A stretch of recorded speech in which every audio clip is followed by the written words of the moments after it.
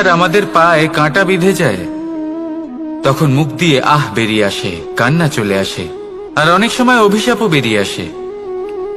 কিন্তু আমরা কি কখনো এটা এইভাবে দেখেছি, এইভাবে ভেবেছি যে আমরা যে পথে চলেছি সেই পথে কাঁটা বিঁধেছে, নাকি আমরা সেই পথ নির্বাচন করেছি যাতে শুধুই কাঁটা রয়েছে?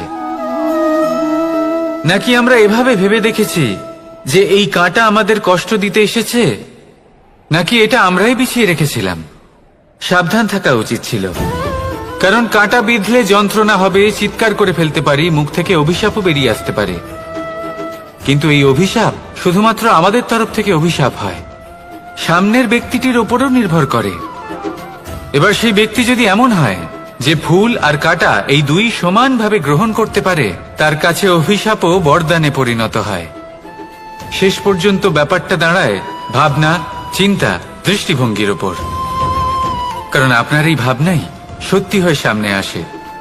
সেই জন্য এই ভাবনা, চিন্তা, মানসিকতাকে গুরুত্ব সহকারে দেখবেন। এই বিবেচনা নিয়ে বিবেচনা করতে শিখুন। আমার কথার অর্থ হলো যে জীবনে যখন এরকম কিছু একটা ঘটবে, তখন ভেবে দেখুন যে এরকম কেন হলো। আপনি কি এমন কোনো কর্ম করেছিলেন যার কর্মফল এটা? এমন কোনো কাজ যা অনুচিত ছিল, অসত্য ছিল, যা অভদ্রতার কারণ ছিল? ভেবে দেখা প্রয়োজন। দেখুন, ইচ্ছে হলো আপনার যে আপনি কি করতে চান, ভাবনা আপনার, সত্য আপনার, জীবন আপনার, সিদ্ধান্ত আপনার। আসুন আর আমার সাথে ভালোবেসে বলুন, রাধা রাধা।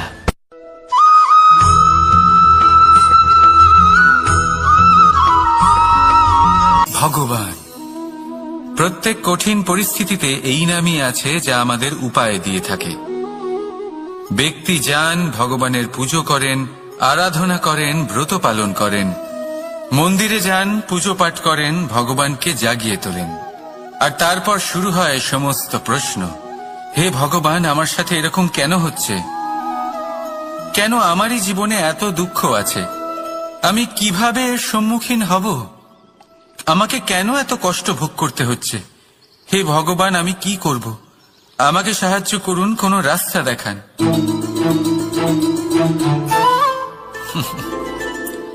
চলুন আমি আপনাকে একটা প্রশ্ন করি। মন্দিরে যাওয়ার চেষ্টা করার আগে আপনি কি জীবনে ততটা চেষ্টা করেছেন যতটা সেই সমস্যাকে দূর করার জন্য দরকার ছিল? দ্বিতীয় প্রশ্ন, ভগবানকে জাগানোর পূর্বে আপনি কি নিজেকে জাগিয়ে তুলেছেন? আপনি কি আলস্য ত্যাগ করেছেন? তৃতীয় প্রশ্ন, ভগবানকে জিজ্ঞাসা করার আগে আপনি কি নিজেকে জিজ্ঞাসা করেছেন যে আমি কেন এত অসফল হচ্ছি? যদি না করে থাকেন তাহলে সবার আগে এটা করুন। আপনি সমস্ত প্রশ্নের উত্তর পাবেন, সমস্ত বিপদের পরিত্রাণ পাবেন। অন্য কোথাও নয়, নিজের ভেতরে তাকিয়ে দেখুন। চেষ্টা করুন নিজেকে জাগিয়ে তোলার। আপনি সফল অবশ্যই হবেন, কারণ এই পরমাত্মা, ওই পরমেশ্বর, ওই পরব্রহ্ম আপনার মধ্যেই তো আছে। রাধা রাধা।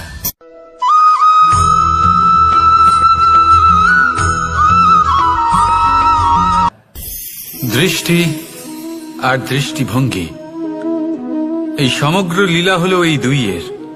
বিচিত্র হতে পারে, কিন্তু এটাই সত্যি। এবার আপনাকে একটা উদাহরণ দিয়ে বোঝাই। অনেক সময় আপনি কোনো ব্যক্তিকে এটা বলতে শুনবেন যে আমি আমার নিজের উপরে গর্ব করি, আমি নিজেকে নিয়ে গর্ব করি, আমি খুব ভালোভাবে আমার মা বাবার সেবা করি, ওনাদের আমি সবসময় সুখী রাখি, ওনাদের আমি একটা বাড়ি দিয়েছি, সকল সুখ সুবিধা দিয়েছি, ওনাদের জীবনে প্রত্যেক জিনিস দিয়েছি আর দেব যা তাদের প্রয়োজন। এবার আমাকে বলুন যে আপনি কে হন? আপনি হলেন সেই বীজ যা আপনার মাতা পিতা রোপণ করেছেন। আপনার মা বাবাই আপনাকে এই সংসারে জন্ম দিয়েছেন। এবার এইসব কথার কি তাৎপর্য? এই হলো সেই ব্যক্তির দৃষ্টিভঙ্গি। এবার দেখা যাক এই প্রকৃতি আমাদের কি শেখায়। কখনো কোনো গাছকে দেখবেন, যখন সেই গাছে ফল আসে, সে মালিকে এটা বলে না যে দেখো আমি তোমাকে ফল খেতে দিচ্ছি। সেই বৃক্ষ এটা বলে না যে দেখো আমি তোমায় আহার করতে দিচ্ছি, কারণ ও জানে যে এটা হলো সেই মালির পরিশ্রম, এটা হলো তারই কর্মের ফল, আর এটা তারই পাওয়া উচিত। সে বলে যে তোমার জিনিস তোমাকেই অর্পণ করলাম, এ আমার জিনিস নয়। ও জানে সেই মালির গুরুত্ব আসলে কি, এটা হলো তার দৃষ্টিভঙ্গি। সেই জন্য আপনি জীবনে কোন ব্যক্তির মধ্যে, কোন পশু পাখির মধ্যে, কোন প্রাণীর মধ্যে, কোন পরিস্থিতিতে, কোন আবেগের মুহূর্তে কি দেখতে পাচ্ছেন, সেটা আপনার দৃষ্টিভঙ্গির উপরে নির্ভর করছে। তাই নিজের মনে ধনাত্মক ভাব জাগ্রত করুন, শুভ চিন্তা নিয়ে আসুন। এই ভাবনাই সত্য হয়ে সামনে আসবে। এই দৃষ্টিভঙ্গি এমন হয়ে যাবে যে আপনার জীবনে সবকিছুই শুভ হবে। তাহলে আসুন আর আমার সাথে ভালোবেসে বলুন, রাধা রাধা।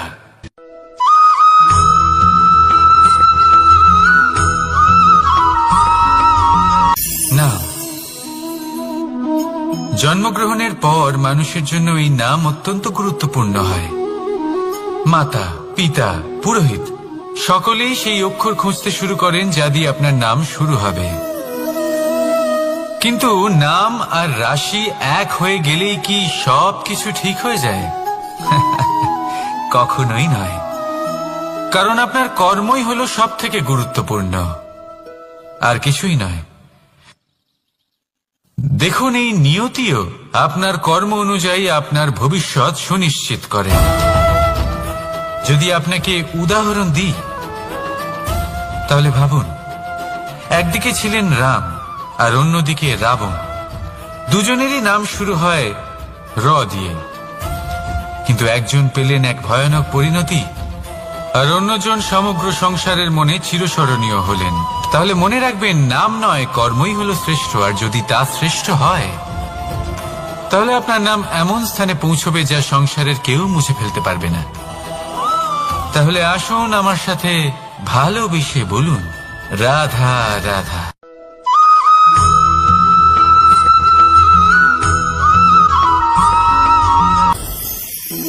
সময়। এই সময় আসলে কি? এই সময় একটা সরল রেখা তো কখনোই নয়। সময় হলো একটা চক্র, যেখানে এর আদি সেখানেই হলো এর অন্ত, আর যেখানে তা শেষ হয় সেখান থেকেই তার শুরু হয়। এই সময় একটা অত্যন্ত বিচিত্র চিন্তা, বিচিত্র ভাবনা, একটা বিচিত্র বস্তু যা কেউ বুঝতে পারেন না। এই সময়ের লীলা, এর কোনো প্রমাণ নেই, কোনো জ্ঞান নেই, কোনো পরিমাপ নেই। শুধু এটুকু আমরা জানতে পারি, যেখানে শেষ হবে সেখান থেকে একটা নতুন সূচনাও হবে। যা আজ আপনার কাছে আছে, কাল অন্য কারোর কাছে যাবে, তারপরে তার কাছ থেকেও অন্য কারোর কাছে যাবে, তারপরে তার থেকেও ছিনিয়ে নেওয়া হবে। এই নিয়তির একজনের কাছ থেকে অন্যজনের কাছে আদান প্রদানের এই সময় হলো আপনার সময়। এই সময়ের সদ্ব্যবহার করুন, এই সময়কে বাঁচুন। আপনাকে শুধু এটাই সুনিশ্চিত করতে হবে যে আপনি কোন পক্ষে আছেন। আর সত্যি বলতে কি, আপনার জীবনের পরিণাম নির্ভর করে আপনার নির্বাচনের ওপর। আপনি কোন পক্ষ নির্বাচন করছেন। তাহলে মনে রাখবেন, জীবনে সেই পক্ষই নির্বাচন করবেন যা চয়ন করার পরে আপনি সুখ অনুভব করবেন, আপনি সন্তোষ লাভ করবেন, প্রসন্নতা লাভ করবেন। আর আমি এটাই সুনিশ্চিত করব যে এই পক্ষ যেন শান্তির পক্ষ হয়, এই পক্ষই যেন প্রেমের পক্ষ হয়। তাহলে চিন্তা করবেন না, আর আসুন আমার সাথে ভালোবেসে বলুন, রাধা রাধা।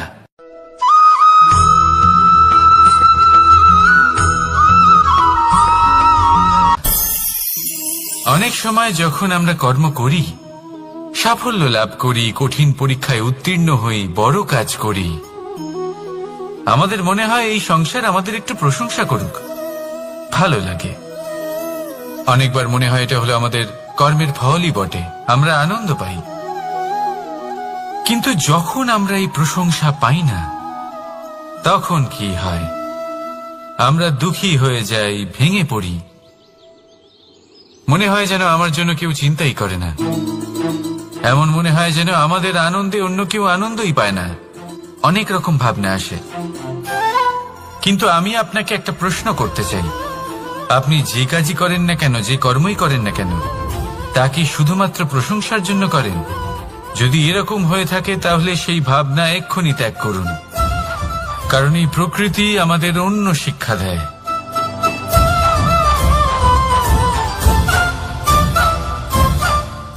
এই ফুলকে দেখুন, এই যে ফুলের সুবাস, যা আমার মনকে উচ্ছ্বসিত করে তোলে, মনে শক্তি সঞ্চার করে, এই সুগন্ধ। কিন্তু ভেবে দেখুন, ফুলের কিন্তু এই কাজ করার জন্য কোনো প্রশংসারই প্রয়োজন হয় না। এটাই হলো প্রকৃতির শিক্ষা। যিনি সৎ হন, সৎকর্ম করেন, তার কোনো প্রশংসার প্রয়োজন হয় না, কারণ ওনার কর্মই হলো ওনার সুবাস। মনে রাখবেন, আতর নকল ফুলে দেওয়া হয়, প্রকৃত ফুলের তার কোনো প্রয়োজন হয় না। সেইভাবেই আপনিও কর্ম করতে থাকুন শুভ চিন্তা নিয়ে। এই মনকে সব সময় শান্ত রাখুন, স্বচ্ছ রাখুন। যদি এরকম করেন তাহলে আপনার কর্ম এমন সুবাস ছড়াবে যে আপনার জীবনে শুধু এবং শুধুমাত্র আনন্দই থাকবে। তাহলে এই আনন্দ সহকারে বলুন, রাধা রাধা।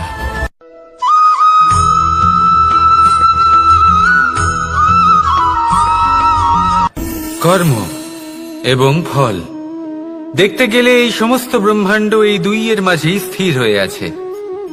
মানুষজন কর্ম করেন ভালো ফল লাভের আশায়, আর ভালো ফল লাভের আশায় উনি এটাই ভুলে যান যে উনি যে কর্ম করছেন তা কি করছেন। আমি বলেছিলাম কর্ম করুন ফলের চিন্তা না করে, কিন্তু কি কর্ম করছেন সেই বিষয়ে ভাবাটাও অত্যন্ত আবশ্যক। নয়তো অনেক সময় আমরা এমন কর্ম করে ফেলি যা না চাইতেও বিষে পরিণত হয়, যা হয়েছে দুঃশাসনের সাথে, দুর্যোধনের সাথে, গুরু দ্রোণের সাথে। একজনের মানসিকতা উচিত ছিল না, একজনের বিবেক উচিত ছিল না, আরেকজন যে পক্ষ নির্বাচন করেছিলেন সেই পক্ষ উচিত ছিল না। আর যা কিছু ওনাদের সাথে হলো, আপনার আমাদের সকলের সাথে তা হতে পারে। আমি বলেছিলাম কর্ম করুন, ফলের চিন্তা করবেন না, কিন্তু এই কর্মের বিষয়ে বিচার করে দেখাটাও ততটাই আবশ্যক। দেখুন, কর্ম করার উচিত প্রক্রিয়া ফলের চিন্তা না করা, কিন্তু যদি আপনার কর্ম শুভ হয় তাহলে তার ফলও নিয়তি আপনাকেই দেবে। সর্বদা কর্ম করার সময় এটা ভাবুন যে আপনার এই কর্ম এই সংসারকে, এই সমাজকে, আপনার পরিবারকে, আপনার আশেপাশের মানুষজনকে কোন দিশায় নিয়ে যাবে। যদি এটা সবার জন্য মঙ্গলময় হয় তাহলে কর্ম করতে থাকুন। আর হ্যাঁ, নিশ্চিত রূপে ফলের চিন্তা করবেন না। আসুন আমার সাথে ভালোবেসে বলুন, রাধা রাধা।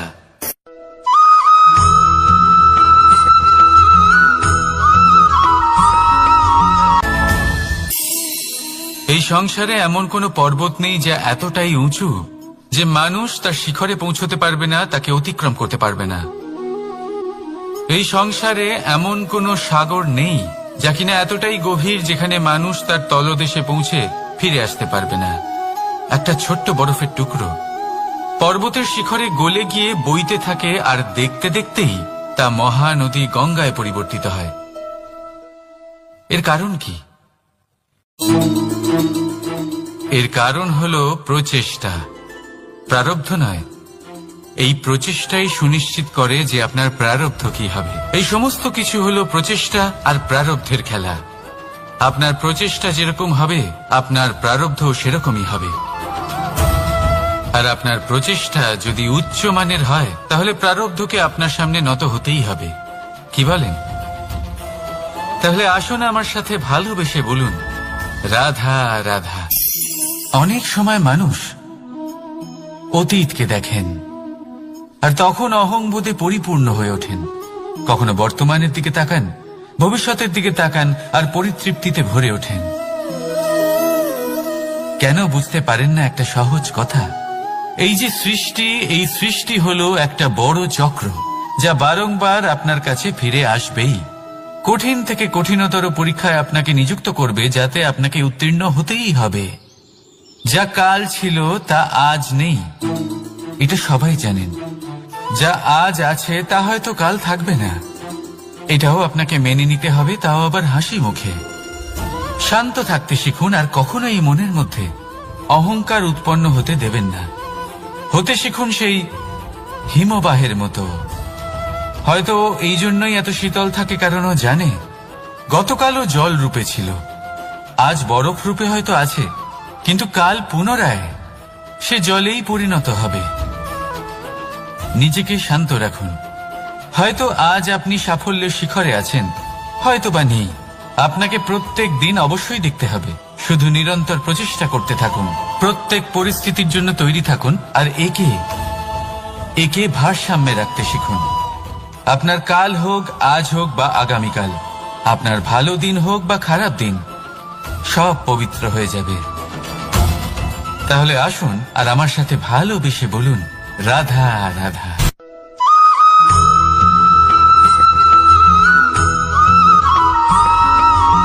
প্রতিশোধ অথবা কাউকে দুঃখ দেওয়ার ভাবনা, যদি এটা আপনার মনে থাকে, তাহলে আপনি নিজের মনেই যন্ত্রণার একটা বিশাল বৃক্ষ রোপণ করছেন, এটা মনে রাখবেন। কারণ কাউকে দুঃখ দেবার এই ভাবনা, এটা হলো সেই বীজ যা আপনার মনেই পতিত হবে, আপনার মনেই অঙ্কুরিত হবে, আর আপনার মনেই একটা বিশাল বৃক্ষরূপে বেড়ে উঠবে। জীবন আপনার, কর্ম আপনার, কাউকে দুঃখ দেবার ভাবনা আপনার ছিল, এই বৃক্ষ হলো আপনার, তাই এর ফলও আপনিই পাবেন, যা গ্রহণও আপনাকেই করতে হবে। মনে রাখবেন, যে মানুষ এটা ভাবে যে আমি ওকে দুঃখ দেব, ওকে কষ্ট দিতে চাই আমি, সেই মানুষই দুঃখ আর কষ্ট পেয়ে থাকে। যদি সেই জায়গায় আপনি এটা ভাবেন যে আমি কাউকে সুখী করে তুলতে চাই, কাউকে সুখ প্রদান করতে চাই, তাহলে তারও বীজ আপনার মনেই রোপণ হবে, বৃক্ষে পরিণত হবে, যার ফলও আপনিই পাবেন। এখানে বিষয়টা হলো শুধু মানসিকতার চিন্তা, যা সত্য হয়ে আপনার সামনে আসে। তাহলে এই মানসিকতা শুভ করুন, সবার জন্য মঙ্গল কামনা করুন। অন্যের মনে আপনার জন্য ভালো চিন্তা থাকুক বা না থাকুক, আপনি সবার জন্য শুভ চিন্তা করে কর্ম করতে থাকুন, তাহলে আপনার সাথেও ভালোই হবে। তাহলে আসুন আর আমার সাথে ভালোবেসে বলুন, রাধা রাধা।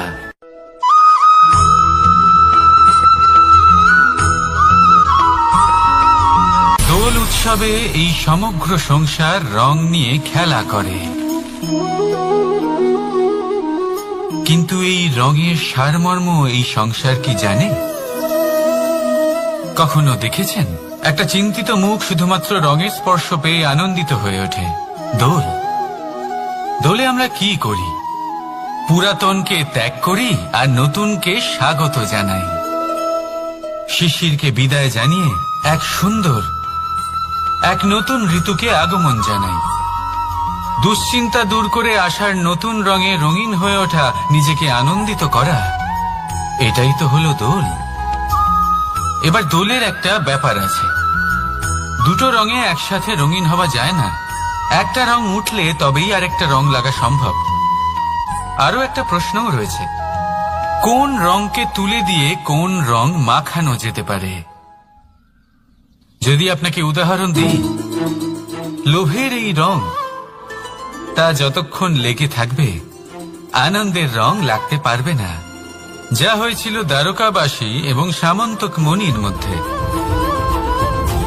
ভ্রান্তির রং যতক্ষণ লেগে থাকবে সত্যের রং লাগতে পারবে না, যা হয়েছে রুক্মিণীর সাথে।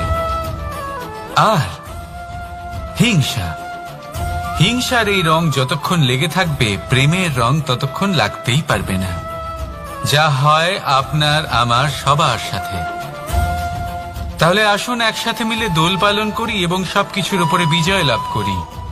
অন্ধকারের স্থানে আলো, ভ্রান্তির স্থানে সত্যের, হিংসার স্থানে প্রেমের, আর লোভের স্থানে আনন্দের এই সুন্দর রং মাখাই।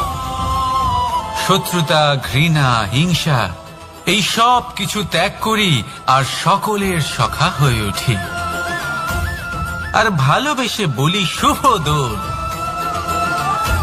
হ্যাঁ, ওটা তো আমরা অবশ্যই বলবো, রাধা রাধা।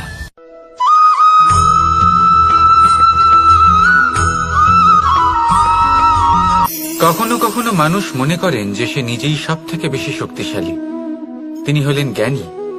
দেখুন, এটা ভালো ব্যাপার যে আপনার মধ্যে শক্তি আছে, জ্ঞান আছে, আর এটা শুধু আপনার জন্য নয়, এই সমস্ত সমাজের জন্য, দেশের জন্য, সমগ্র পৃথিবীর জন্য অত্যন্ত আবশ্যক। কিন্তু এই কথাটাও বোঝা অত্যন্ত আবশ্যক যে এই জ্ঞান যেন কখনো অহংকার না হয়ে ওঠে। যখন মানুষের মধ্যে জ্ঞান থাকে তখন সে রাম হয়ে ওঠে। রাম, যিনি সমুদ্রের বুকে সেতু বানিয়েছিলেন, বানর সেনার দ্বারা রাক্ষস রাজকে পরাজিত করেছিলেন, আর চিরকালের জন্য সবার কাছে আদর্শ হয়ে উঠেছিলেন। আর যদি মানুষের মনে অহংকার জন্মায় তাহলে সে রাবণ হয়ে ওঠে। দেশে বিদেশে যতই খ্যাতি থাকুক না কেন, সে রাক্ষস হয়ে ওঠে, নিজের সাথে সাথে সমস্ত কুলের বিনাশ করে বসে। এবার জ্ঞান নাকি অহংকার, আপনার কি চাই সেই সিদ্ধান্ত আপনার, আর আপনার এই সিদ্ধান্তই নিশ্চিত করবে যে আপনার কর্ম কি হবে, আর আপনার এই কর্মই নিশ্চিত করে দেবে আপনার প্রারব্ধ কি হবে। তাহলে শুভ কর্ম করুন আর আমার সাথে ভালোবেসে বলুন, রাধা রাধা।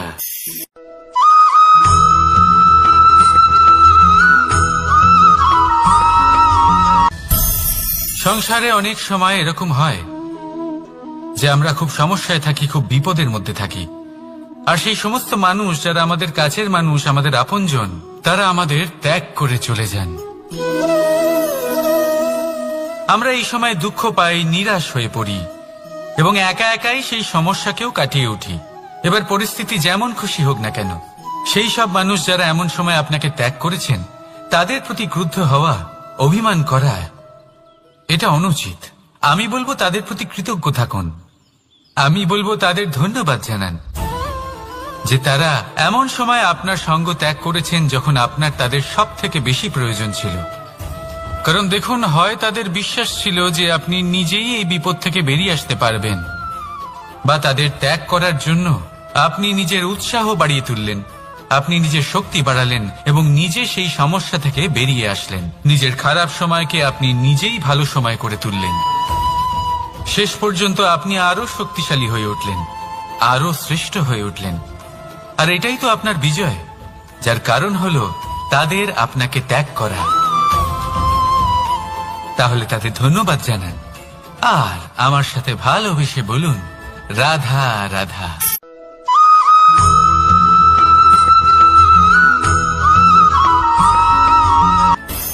সুখ আর অভিজ্ঞতা, এই দুই জীবনে একসাথে কখনোই আসে না। মনে রাখবেন, যেখানে সুখ থাকে সেখানে অভিজ্ঞতা থাকে না। আর যখন এই সুখ আমাদের জীবন থেকে দূরে চলে যায়, তখন আমাদের জীবনে আসে এই অভিজ্ঞতা। পরমাত্মা, প্রকৃতি, নিয়তি এই অভিজ্ঞতাকে আমাদের জীবনে পাঠান যাতে আমরা একটা অত্যন্ত গুরুত্বপূর্ণ শিক্ষা, একটা জ্ঞান প্রাপ্ত করতে পারি। এই অভিজ্ঞতা আমাদের শেখায় যে অতীতে এমন কি হয়েছিল যা আমাদের করা উচিত হয়নি। আমাদের শেখায় ভবিষ্যতে এমন কি আছে যা আমাদের করা উচিত আর কি করা উচিত নয়। দেখতে গেলে এই অভিজ্ঞতা আমাদের সেই শিক্ষা দেয় যার জন্য আমরা সুখের দিকে উচিতভাবে অগ্রসর হতে পারি। সেই জন্য জীবনে যখনই দুঃখ আসবে, দুঃখের এই সময় আসবে, তখন হতাশ হবেন না। বোঝার চেষ্টা করুন এই পরিস্থিতি কেন এসেছে, কি শিক্ষা দিতে এসেছে। যদি আপনি সেই জ্ঞান লাভ করেন, সুখের পথে অগ্রসর হন, তাও উচিত রূপে, তাহলে এই অভিজ্ঞতার উদ্দেশ্য পূরণ হয়ে যায়। তাহলে আসুন আর আমার সাথে ভালোবেসে বলুন, রাধা রাধা।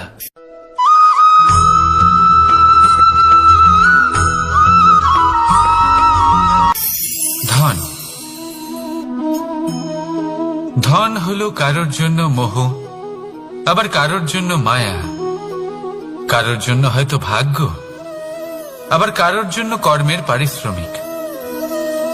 দেখতে গেলে এই ধন হয়তো সবার জন্যই অত্যন্ত প্রয়োজনীয় হয়ে থাকে।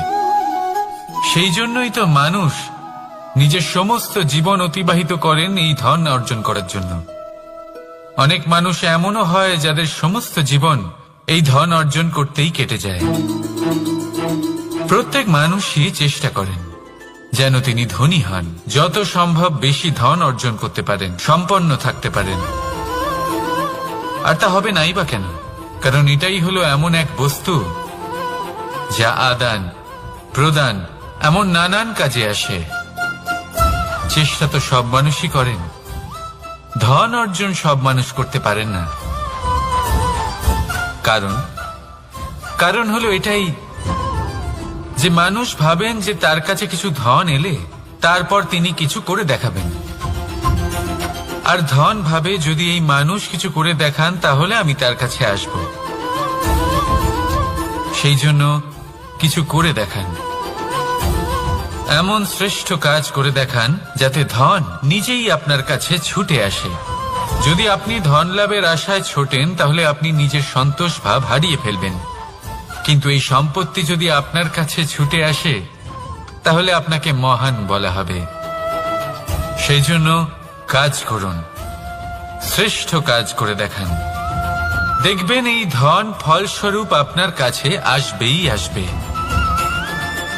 তাহলে আসুন আমার সাথে ভালোবেসে বলুন, রাধা রাধা।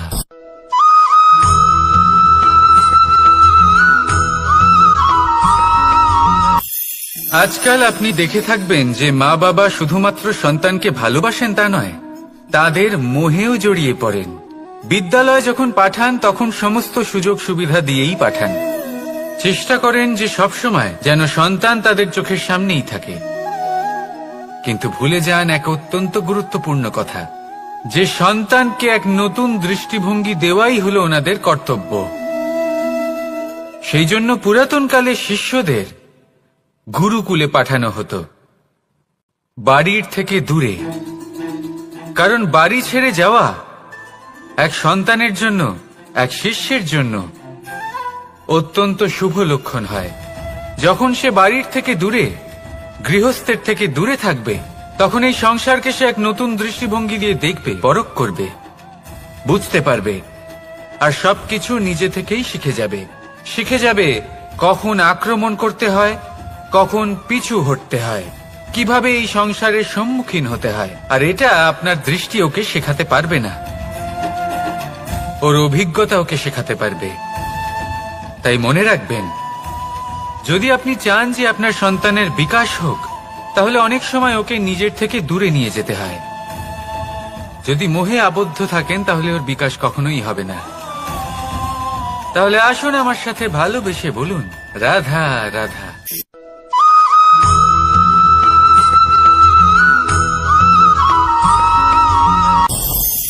আমাদের মনে সবসময় একটা প্রশ্ন এসেই থাকে, এই জীবন যা কিনা ঈশ্বর আমাদের দিয়েছেন, একটা জীবন, ঈশ্বর এক আত্মা দিয়েছেন পৃথিবীতে বাঁচার জন্য। যতদূর আমরা জানি আমাদের কাছে একটাই জীবন রয়েছে। আমরা ভাবি এই জীবন গুছিয়ে কিভাবে রাখা যায়। প্রত্যেক মানুষ ভাবেন যে আমি কি করি যাতে এই জীবনকে গুছিয়ে রাখা যায়, কিরকম কর্ম করব, কিরকম পুণ্য করব, কি ধরনের শাস্ত্র পড়ব যাতে আমি সেই জ্ঞান অর্জন করি যাতে জীবনটা সুন্দর করে তুলতে পারি। আমাদের সমগ্র জীবন কেটে যায় এই প্রশ্নের উত্তর খুঁজতে, সেই শাস্ত্র অধ্যয়ন করতে। এমন অনেক মানুষ তাও বুঝতে পারেন না। আসুন আজ আমি আপনাকে একটা সহজ কথা বলি, যার দ্বারা আপনি নিজের জীবন সুন্দর করবেন। জীবন, জিহ্বা, এদের দুজনেরই হলো একটাই রাশি।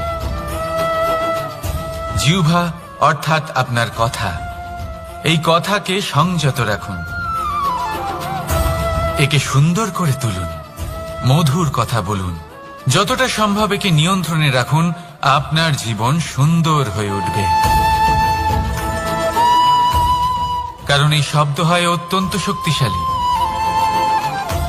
এটা হলো এমন এক বন্ধন যা আপনার সামনের মানুষকে আপনার ব্যক্তিত্বের সাথে জুড়ে দিতে পারে। তাই এই শব্দ সংযত রাখুন, একে সুন্দর করে তুলুন। আপনার জীবন আপনা থেকেই সুন্দর হয়ে উঠবে। আর আসুন, এই মধুর সুন্দর অনুভূতি দিয়ে বলুন, রাধা রাধা।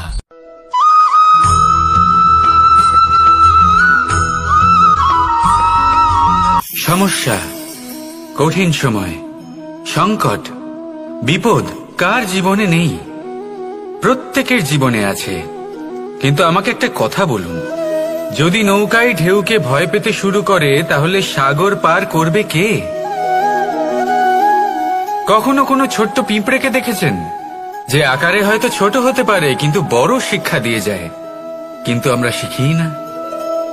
এবার দেখুন একটা পিঁপড়েকে, যে ভোজনের খোঁজে বাইরে বের হয়, একটা ছোট্ট দানা তুলে নেয়। ছোট দানা তোলে কারণ তার থেকে বেশি সে তুলতেই পারবে না। সে দানা নিয়ে চলতে শুরু করে, কোনো দেওয়ালে উঠে পড়ে, আবার পড়েও যায়। সেই দানা দূরে কোথাও একটা পড়ে যায়, তা আবার খোঁজে, তুলে নেয়, আবার চলতে থাকে। পড়ে যায়, আবার ওঠে, পড়ে যায়, আবার ওঠে। সেই দানাটা রেখে দেয়, আবার বেরিয়ে পড়ে ভোজনের খোঁজে। পরিশ্রম করতে থাকে কিন্তু হার মানে না। এই শিক্ষাই তো আমাদের প্রাপ্ত করতে হবে। নিরন্তর পরিশ্রম আর নির্ভীক হয়ে কর্ম করে যেতে হবে। এটাই হলো সাফল্যের মাধ্যম, এটাই হলো জয়ের মন্ত্র, অচ্যুত অজয় অস্ত্র। তাহলে আসুন আর আমার সাথে ভালোবেসে বলুন, রাধা রাধা।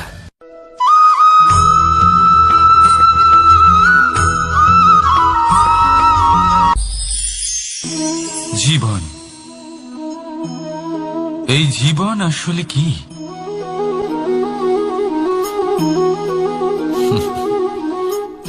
এই প্রশ্ন সবার মনেই এসে থাকে। সবার মন এই প্রশ্নের জন্যই চিন্তিত থাকে। এই জীবন আসলে কি? এর উদ্দেশ্য আসলে কি? কি করা যেতে পারে এই জীবনে? এই জীবন কি কিছু পাওয়ার, নাকি এই জীবন কিছু হারাবার?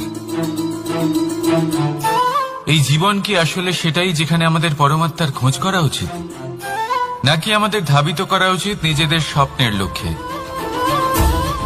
এই জীবন আসলে কি? এই জীবন আসলে অত্যন্ত সরল। এ হলো শান্ত জলের মতো, একটা আয়নার মতো এই জীবন।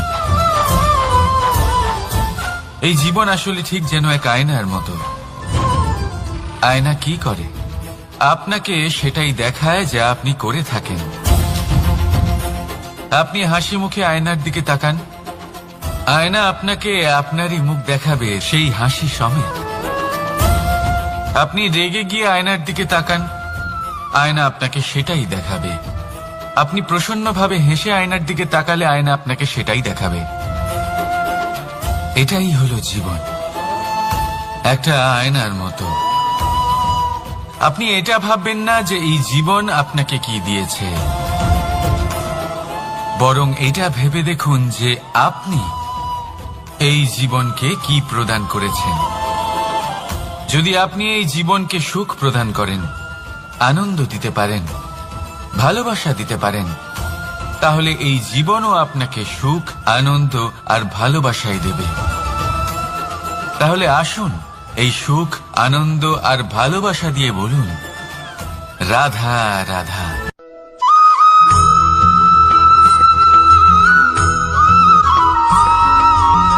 পরিবর্তন এই সংসারের শাশ্বত নিয়ম। কোন রাজা নেই যিনি চিরকাল রাজা থাকেন, কোন ধনী ব্যক্তি নেই যিনি চিরকাল ধনী থাকবেন। এই সংসারে সূর্যের স্থান নেওয়ার জন্য চন্দ্রিমার আগমন ঘটে। কোন স্থান যাকে পতিত বলা হয়েছিল সেখানে মহল তৈরি হয়েছে। কোন স্থান যাকে আজ মলিন বলা হয়েছে কাল সেখানে মন্দিরও স্থাপন হতে পারে। কোনো ঋতু চিরকালের জন্য থাকে না, কখনো সময় চিরকাল একরকম থাকে না। আজ যা আপনার কাছে রয়েছে কাল অন্য কারোর ছিল, আজ যে আপনার কাছে রয়েছে কাল তা অন্য কারোর কাছে চলে যাবে। আপনার সাথে কিছু থাকলে তা হলো আপনার কর্ম, কিন্তু সেই কর্মের পরিণামও আপনার নয়। আপনি শুধু কর্ম করুন, বাকি সবকিছুই পরিবর্তনশীল। কিন্তু সেই পরিবর্তনকে দেখে ভয় পাওয়ার প্রয়োজন নেই, তাকে স্বাগত জানান। যদি আপনি হাসি মুখে সেই পরিবর্তনকে স্বাগত জানান, তাহলে এই পরিবর্তনও হাসি মুখে আপনার সাথে থাকবে। আসুন আমার সাথে ভালোবেসে বলুন, রাধা রাধা।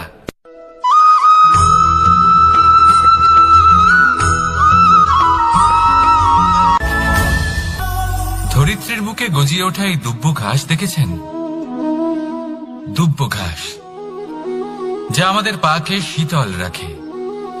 এতে যদি বসেন তাহলে মনে হবে নরম কোথাও বসে আছেন।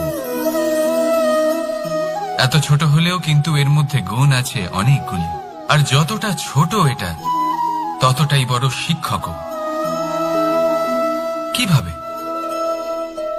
ভাবুন, পাতা ঝরার মরশুমের পরে সমস্ত পাতা একত্রিত হয়ে থাকে। একটা ছোট ফুলকি সবাইকে জ্বালিয়ে দিতে পারে, সমস্ত পাতা পুড়ে ছাই হয়ে যায়।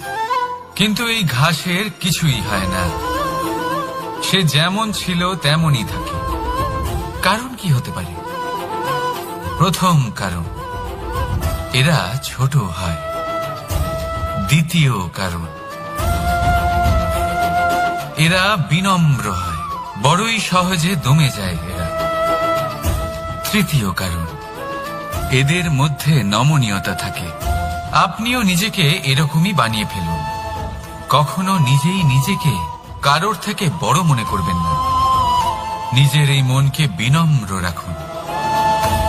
এবং সব থেকে বড় কথা, নিজের এই মনে সহানুভূতি, প্রেম আর বিশ্বাসের নমনীয়তা বজায় রাখবেন। যদি এরকম করতে পারেন তাহলে জীবন সবসময় সুখে কাটবে।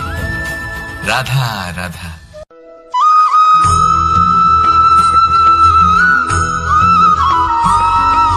সদিচ্ছা, দেখতে গেলে 3 অক্ষরে তৈরি এই শব্দ, কিন্তু সমস্ত ত্রিলোক তার উপরেই আধারিত।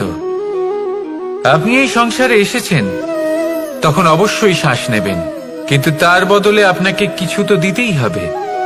আপনার উপর নির্ভর করছে আপনি কি দেবেন।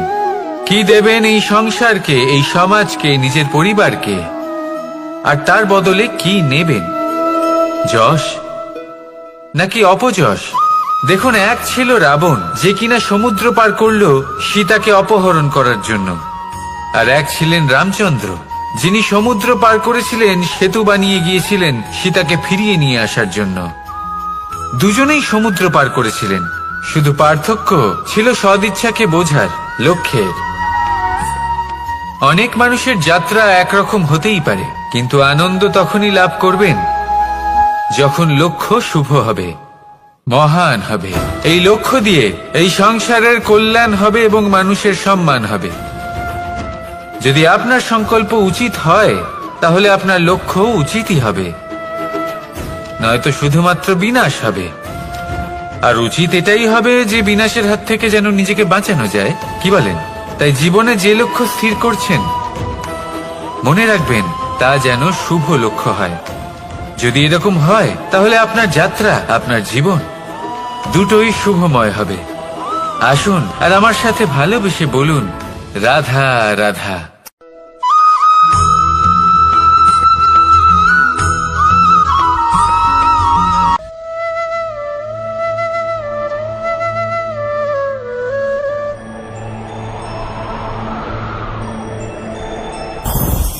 লোভ আপনার অন্তরের আরো একটা শত্রু। দেখতে গেলে এটা একটা শব্দ, একটা সংস্কৃত শব্দ, লব ধাতু থেকে উৎপন্ন হয়েছে। এর অর্থ কিছু লাভ করা। কিছু লাভ করা অনুচিত নয়, আরো কিছু লাভ করাও অনুচিত নয়, কিন্তু সব থেকে বেশি আমি লাভ করব, আমি আরো চাই, আরো বেশি চাই, আরো বেশি পেতে চাই, এটাই হলো লোভ। আর এই লোভ যখন গ্রাস করে তখন আপনি যা পেতে চান, সে ধনই হোক বা মানই হোক, তা অর্জন করার জন্য মানুষ যে কোনো স্তরে পৌঁছে যেতে পারে। যদি মানুষ ধন অর্জন করতে চান তাহলে তার জন্য তারা অধর্মের পথেও চলতে পারেন। যদি সম্মান অর্জন করতে চান তাহলে অন্য মানুষকে ছোটও করতে পারেন। শেষ পর্যন্ত আপনার এটা মনে হতে পারে যে যদি একটু অল্পই প্রাপ্ত করতাম কিন্তু ভালোবেসে প্রাপ্ত করতাম, এই জীবন আরো অনেক বেশি সুখী হতো। লোভ আপনার জীবনে, আপনার মনে কখন যে প্রবেশ করবে সেটা আপনি জানতেও পারবেন না। তাই এটা চিনতে শিখুন আর তৎক্ষণাৎ জীবন থেকে বাইরে ফেলে দিন। যা কিছু লাভ করতে চান তা ভালোবেসে লাভ করুন, আর সেই ভালোবাসার সাথেই বলুন রাধা রাধা।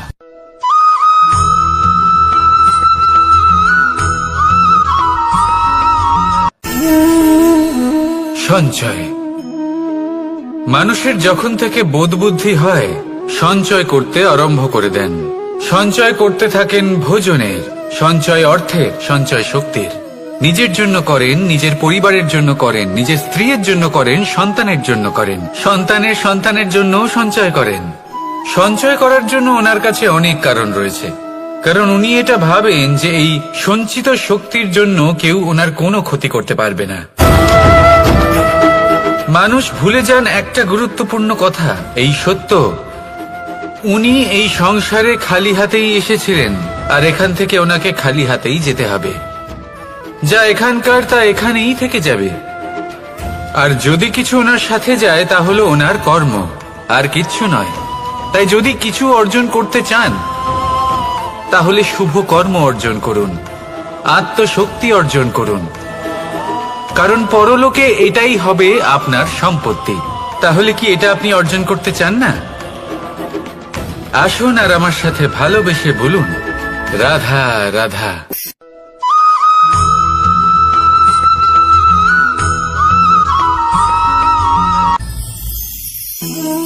জীবনে ক্ষমা চাওয়া তাও কিছুটা সহজ, ক্ষমা করতে পারা অত্যন্ত কঠিন। ক্ষমা দুই অক্ষরের এই শব্দ হতে পারে, কিন্তু অত্যন্ত বড় এই শব্দ, অত্যন্ত গুরুত্বপূর্ণ এই শব্দ। কখনো কখনো অন্য কাউকে ক্ষমা করে দেওয়া তাও কিছুটা সহজ কাজ, কিন্তু নিজেকে ক্ষমা করতে পারা অত্যন্ত কঠিন হয়ে দাঁড়ায়। অতীতে যদি আমাদের এমন কোনো ভুল হয় যে কারণে আমরা নিজেকে ক্ষমা করতে পারি না, অনেক সময় এমন কিছু ভুল করে বসি যে বিষয় শুধু আমরাই জানি, কিন্তু আমরা নিজেকে ক্ষমাই করতে পারি না, আর আমাদের বিকাশ সেখানে স্তব্ধ হয়ে যায়।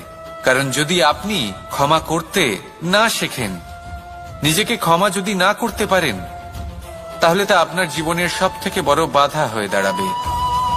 সেই জন্য জীবনে অবশ্যই শিখুন যে কিভাবে নিজেকে ক্ষমা করতে হয়, আর শিখুন যে আগের করা ভুল আবার কি করে না করা যেতে পারে। এই মন হালকা হবে আর প্রসন্ন হয়ে বলবে রাধা রাধা।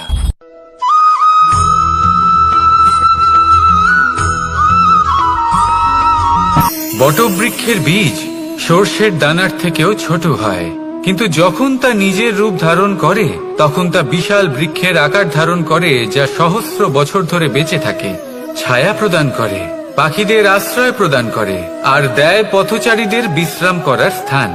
কেন? কারণ সেই ছোট বীজ তা মাটির ভেতরে গিয়ে নিজের খোলস ত্যাগ করে। অন্ধকারে থাকে সে, যতই আলো আসুক না কেন, যতই বর্ষা আসুক না কেন, সব সহ্য করে। আর তারপরে একটা চারা গাছ অঙ্কুরিত হয়, তারপর ধীর গতিতে একটা বিশাল বৃক্ষতে পরিণত হয়। দেখুন, জীবনে কঠিন সময় আসে, এই জন্য নয় যে আপনি হার মেনে নেবেন, এই জন্য আসে যাতে আপনি ভবিষ্যৎ নির্মাণের জন্য নিজেকে তৈরি করতে পারেন। যদি কঠিন সময়ে আপনি ওই বীজের মতো দৃঢ় হয়ে থাকতে পারেন, তাহলে আপনিও একদিন সেই বিশাল বৃক্ষের মতো নিজের অস্তিত্ব গড়ে তুলতে পারবেন, যা সহস্র বছর পর্যন্ত মনে রাখা হবে। আসুন আমার সাথে ভালোবেসে বলুন রাধা রাধা।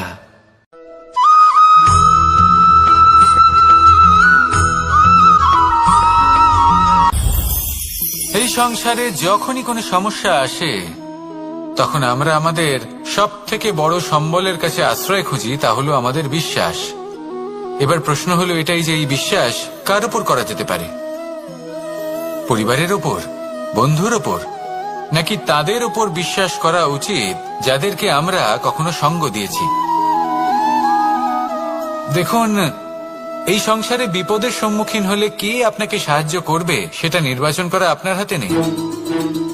সেটা সেই সকল ব্যক্তির উপর নির্ভরশীল যে তারা আপনাকে সাহায্য করবে নাকি করবে না। অর্থাৎ যখনই কোনো বিপদ আসে সর্বপ্রথম তার সম্মুখীন আমাদের নিজেকেই হতে হয়, আর তার জন্য প্রস্তুত থাকা প্রয়োজনীয়। সেই শক্তি, সেই সাহস অর্জন করা প্রয়োজনীয়। দেখুন, যখনই অন্ধকার আসে তখন সবার আগে কে আপনাকে ত্যাগ করে চলে যায়? আপনার নিজেরই ছায়া। এই অন্ধকারের সম্মুখীন হতে হয় অন্তরের প্রদীপের দ্বারা, অন্তরের আত্মা দ্বারা। তবেই আপনি অন্ধকারের ওপর জয়লাভ করতে পারবেন। সেই জন্য যে বিপদই আসুক না কেন নিজেকে তার জন্য প্রস্তুত রাখা উচিত। সেই সাহস নিয়ে আসুন। এমন কোনো বিপদ নেই যা আপনাকে ভেঙে দিতে পারে। আসুন আমার সাথে ভালোবেসে বলুন, রাধা রাধা।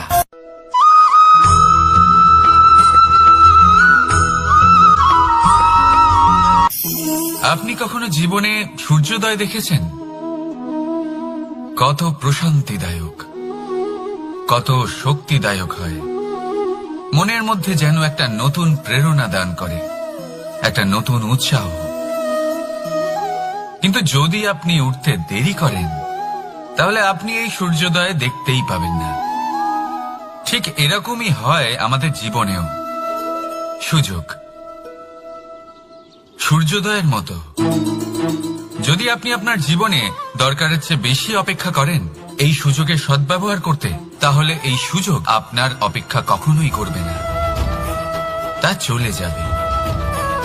সেই জন্য এদের সামলে রাখুন। সঠিক সময় আসলে এই সুযোগের সদ্ব্যবহার করুন। নিজের কর্মকে সম্পূর্ণরূপে সার্থক করুন। এটাকে এক মুহূর্তের মতো দেখুন। যদি এরকম করেন তাহলে জীবনও সূর্যোদয়ের মতোই হবে। এতে সন্তুষ্টি থাকবে, গৌরব থাকবে, আর থাকবে শান্তি। রাধা রাধা।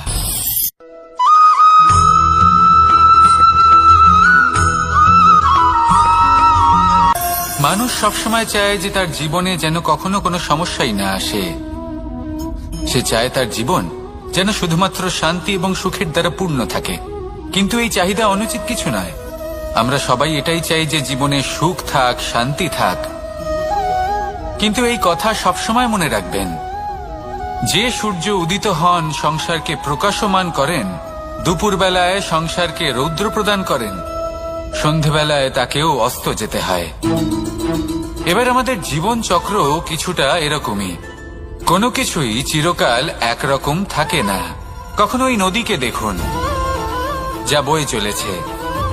এই নদী যা বয়ে চলেছে তার পথেও অনেক বিপদ আসে। বড় বড় পাথরের সম্মুখীন হয়ে তাকেও সামনে এগিয়ে যেতে হয়। একটি পুকুর যা চারদিক থেকে ঘেরা, তার জীবনে কিন্তু কোনো সমস্যা নেই। কিন্তু এই সংসারে পুকুরের পুজো করা হয় না, পুজো করা হয় নদীকে। মনে রাখবেন, সমস্যার ঊর্ধ্বে তিনি উঠতে পারেন যিনি সমাধি লাভ করেছেন, যিনি এই সংসারেই নেই। যিনি এই সংসারে আছেন এবং জীবিত আছেন, তার জীবনের সমস্যা হলো শ্বাসবায়ুর মতোই গুরুত্বপূর্ণ। আসুন আমার সাথে ভালোবেসে বলুন, রাধা রাধা।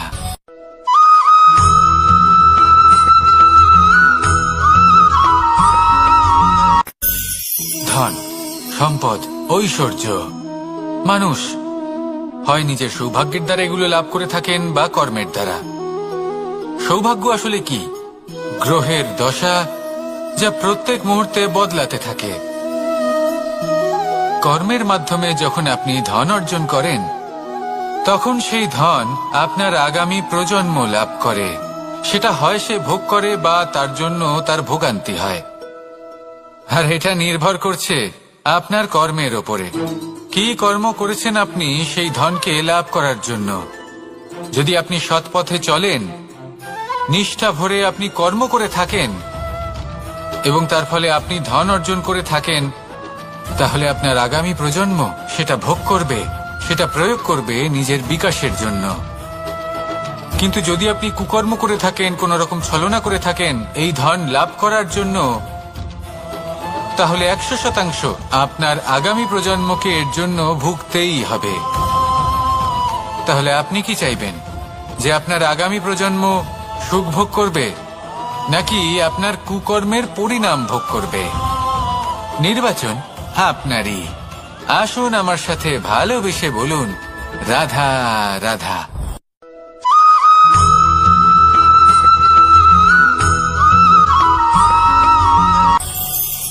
আজ আমি আপনাকে একটা ছোট্ট কাহিনী শোনাবো। একবার আমি, রাধা আর দাদা, আমরা তিনজনে মিলে লুকিয়ে একটা উপবনে গেলাম আম পেড়ে খেতে।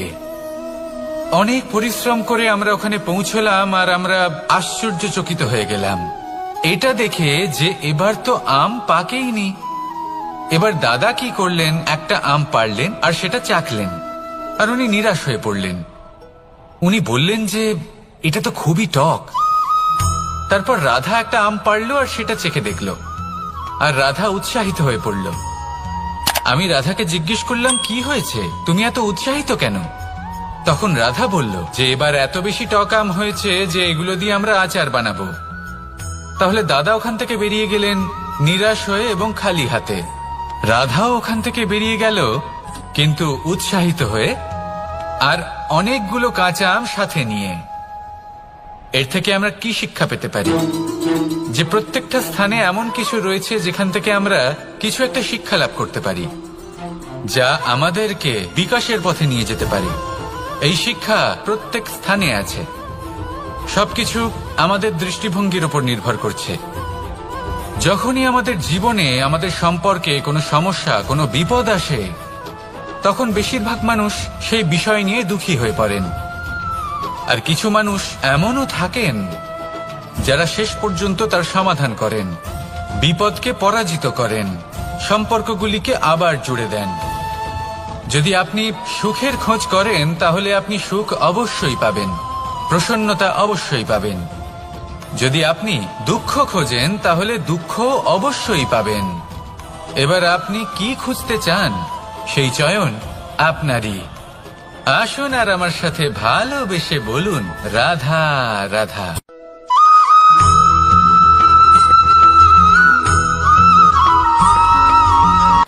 আমার কাছে যশোদা মা যেমন, আমার কাছে দেবকী মা যেমন, আমার কাছে ঠিক তেমনই হলেন গোমাতা। এবার ভেবে দেখার বিষয় হলো এটা, যে এই সংসারে অসংখ্য প্রাণী আছে। একজন গাইকে একজন মায়ের মর্যাদা কেন দেওয়া হয়? তাহলে এর অনেকগুলো কারণ আছে। এই গাই অর্থাৎ গোমাতা, এনারা হলেন অত্যন্ত শান্ত, শান্তি প্রিয়, কখনো কারোর কোনো ক্ষতি করতেই পারেন না। গোমাতা যে দুধ নিজের বাছুরকে পান করান সেই দুধই আমাদেরও দেন। সেই দুধ পান করে আমরা শক্তি লাভ করি। এই দুধ থেকে আমরা মাখন, ঘি, পায়েস, এইসব সুস্বাদু খাবার লাভ করি। গোমাতার গোবর আমাদের জ্বালানি হিসেবে সাহায্য করে, যার ফলে খুব কম সংখ্যক কাঠ ব্যবহার করা যায় এবং বেশিরভাগ জঙ্গল সুরক্ষিত থাকে। গোমাতার গোমূত্র, সেটাও আমাদের কাছে লাভজনক। এর দ্বারা আমরা অনেক রোগ থেকে মুক্তি লাভ করতে পারি। গোমাতা যখন একটি বাছুরকে জন্ম দেন তখন সেই বড় হয়ে আমাদের ক্ষেত কর্ষণ করে। সেই জন্য গাইকেও জীবনে মায়ের মর্যাদা দেবেন। যতটা সম্ভব তাকে সেবা করুন এবং ভালোবেসে তাকে পালন করুন। এই মন নিজে থেকেই প্রসন্ন হয়ে বলবে, রাধা রাধা।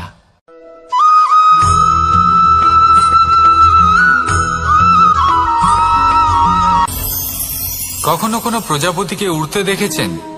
কি সুন্দর উড়ে বেড়ায় সে, এক ফুল থেকে অন্য ফুলে, এক পাতা থেকে অন্য পাতার উপর। কিন্তু সে কিভাবে উড়তে শেখে কখনো ভেবেছেন? জন্ম থেকেই কিন্তু প্রজাপতির ডানা থাকে না। ও কিন্তু ছোট্ট একটা ডিমের আকারে জন্ম লাভ করে। তারপর সেই ডিমটি ভেঙে একটি কীট বাইরে আসে। আস্তে আস্তে সে বড় হয়, ওর শক্তি বৃদ্ধি পায়। তারপর সে সেই কীট দশা ত্যাগ করে নিজের ডানাগুলি মেলে। এই প্রক্রিয়া তার কাছে সরল নয়, অত্যন্ত যন্ত্রণাদায়ক প্রক্রিয়া, কিন্তু সে সেই যন্ত্রণা মেনে নেয়। আর তারপর আস্তে আস্তে সে উড়তে শেখে। শুধুমাত্র আকাশে উড়ে বেড়ায় তা নয়, আমাদের মনের মাঝে উড়ে বেড়ায়। এবার এই ডিম থেকে প্রজাপতি হয়ে ওঠার যে যাত্রা, এটা যতটা কঠিন, ততটাই কঠিন হয় এই সংসারে শ্রেষ্ঠ কর্ম করা, ততটাই কঠিন হয় এই সংসারে মহান হয়ে ওঠা। সেজন্য প্রয়োজনীয় প্রচেষ্টা এবং সময়। নিরন্তর প্রচেষ্টা করতে থাকুন, পর্যাপ্ত সময় নিন, এবং আপনি নিজেকে এই আকাশে উড়ন্ত অবস্থায় পাবেন। আসুন আমার সাথে ভালোবেসে বলুন, রাধা রাধা।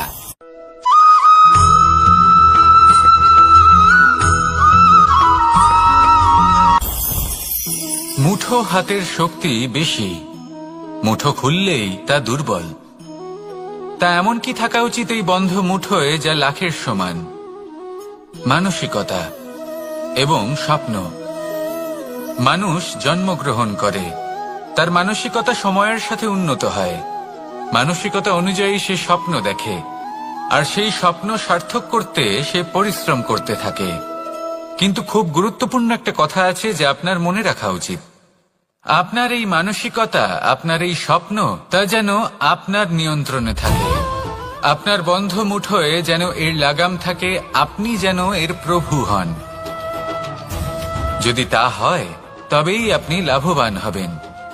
যদি এরা আপনাকে নিয়ন্ত্রণ করতে থাকে, যদি আপনার মুঠো খুলে যায়, না পথ আপনার নিয়ন্ত্রণে থাকবে, না মানসিকতা থাকবে, না স্বপ্ন নিয়ন্ত্রণে থাকবে। আর যদি তাই হয়, তাহলে আপনি আপনার ভবিষ্যৎ নষ্ট করে ফেলবেন। তাই নিয়ন্ত্রণ করতে শিখুন নিজের বিচার বুদ্ধি, নিজের মানসিকতা, নিজের স্বপ্নকে। নিজের এই স্বপ্ন পূরণ করুন, আর আমার সাথে ভালোবেসে বলুন, রাধা রাধা।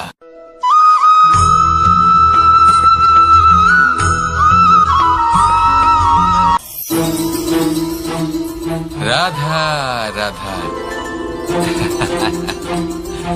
আপনারা হয়তো ভাবছেন, কি আশ্চর্য ব্যাপার, প্রত্যেকবার আমি কথা শেষ হওয়ার পরে রাধা রাধা বলি।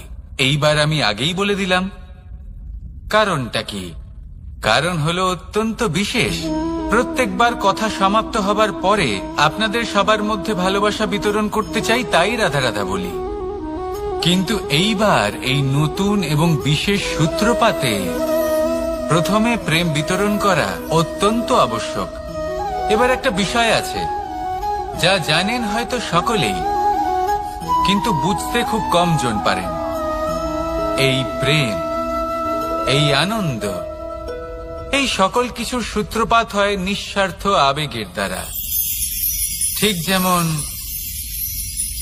একজন মাতাকেই দেখে নিন। যখনই একজন মাতা সন্তানকে জন্ম দেন, তখন এই সংসার ভুলে যায় যে তার জন্য এটা একটা নতুন জন্ম। কারণ একজন নারী তখন একজন মাতৃরূপে নতুন ভাবে জন্ম নেন। একজন নারী স্ত্রী ও গৃহবধূ রূপে কিছু অধিকার লাভ করে থাকেন, কিন্তু তিনি যখন মা হয়ে যান, তখন তিনি শুধুই দান করতে শেখেন। নিজের সন্তানের জন্য কত কিছুই না করেন, তাকে বাৎসল্যের সাগরে ভাসিয়ে নিয়ে যান। এই সংসারে রাজকুমার জন্ম নিতেই পারেন, তাকে রাম এবং লক্ষণ কিন্তু মায়েরাই বানিয়ে তোলেন। একজন গোয়ালা জন্ম নেয়, তাকে দ্বারকাধীশ একজন মাই বানিয়ে তোলেন। পিতা হলেন সেই পর্বত যার একটা অংশ হলো তার সন্তান, কিন্তু মা হলেন সেই শিল্পী যিনি একটা পাথরকে খোদাই করে এমন এক মূর্তি গড়ে তোলেন যাকে সকলে পূজনীয় মনে করেন। তাহলে স্মরণ করুন সেই সকল মুহূর্ত যেগুলি আপনি নিজের মাতার সাথে অতিবাহিত করেছেন। অনুভব করতে পারবেন যে কিভাবে এক মুহূর্তেই এই মন প্রফুল্ল হয়ে ওঠে। এবারের কারণ কি?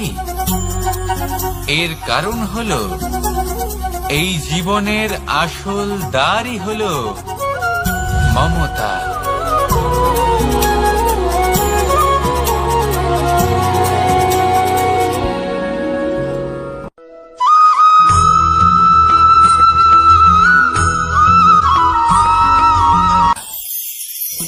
আমি রাধাকে ভালোবাসি, আর এই কথাটা সমগ্র সংসার জানে।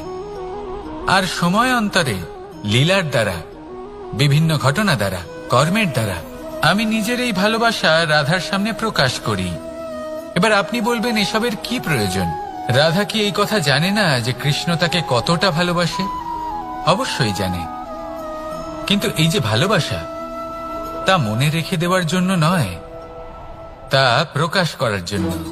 আর বারংবার এই ভালোবাসাকে প্রকাশ করা উচিত, উচিত সময় এবং উচিত সুযোগ দেখে। কিরকম?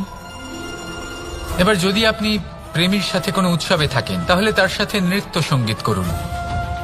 যদি ভিড়ের মাঝে থাকেন, তখন প্রেমীকে সম্মান করুন, একান্তে প্রসাধন করুন। দুঃখের সময় তার হাত ধরে থাকুন, সুখের সময় আলিঙ্গন করে রাখুন। এই প্রেম যত প্রকাশ করবেন, ততই এই প্রেমের বৃদ্ধি হবে। এই প্রেম আরো বেশি গভীর হবে, অটুট হবে।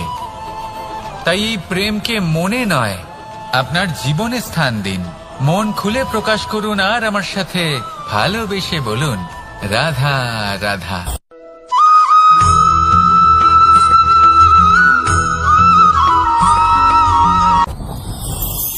যত শক্তিশালী এই মন, তত শক্তিশালী এই শরীরও। এই যে আমাদের শরীর, এটা আসলে কি? এ হলো একটা রথের মতো। আর একটা রথ ততক্ষণ চলতে পারবে না যতক্ষণ না তাকে কোনো সারথি চালাবে। এই মন হলো শরীরের সারথি। এবার ভাবুন, যদি এই সারথি শক্তিহীন হয়, দুর্বল হয়, তাহলে এই রথের কি হবে? এটা উচিত পথে চলতে পারবে না, উচিত গতিতে চলতে পারবে না, মন মতো স্থানে এটা পৌঁছতেও পারবে না। সেই জন্য মনের শক্তি অত্যন্ত প্রয়োজনীয়। এবার মনের শক্তি আমরা কোথা থেকে লাভ করি? দৃঢ়তার শক্তি থেকে। এবার এই শক্তি আমরা কিভাবে বাড়াতে পারি? আমরা প্রতিদিন কিছু নতুন স্থির করি, কিছু ছোট, কিছু বড়। আর যেই আমরা নতুন কিছু পূর্ণ করি, আমাদের মনের শক্তি বেড়ে যায়। আর যদি পূর্ণ না করতে পারি, মনের শক্তি কমে যায়। একটা দেওয়ালের মতো ছোট ছোট ছোট ছোট শিলা আমরা একটার পর একটা স্থাপন করে একটা দেওয়াল তৈরি করি। এতগুলো পাথর যখন একত্রিত হয়ে যায়, তখন এমন এক দেওয়াল তৈরি হয় যাকে ভাঙা প্রায় অসম্ভব হয়ে দাঁড়ায়। সেরকমই হয় মন এবং দৃঢ়তা। ছোট ছোট কাজ করে নিজের লক্ষ্য পূর্ণ করুন। এই লক্ষ্য যদি পূর্ণ হয়, তবে মনের শক্তি বাড়বে। কিছুটা এইভাবে যে যত বড়ই বিপদ আসুক না কেন, সেই বিপদ নিজে হার মেনে নেবে, কিন্তু আপনার মন ততটাই শক্তিশালী থাকবে। তাই মনের শক্তি বাড়াতে থাকুন, যাতে আপনি উচিত পথে চলতে পারেন, উচিত গতিতে চলেন, আর মনোবাঞ্ছিত স্থানে পৌঁছতে পারেন।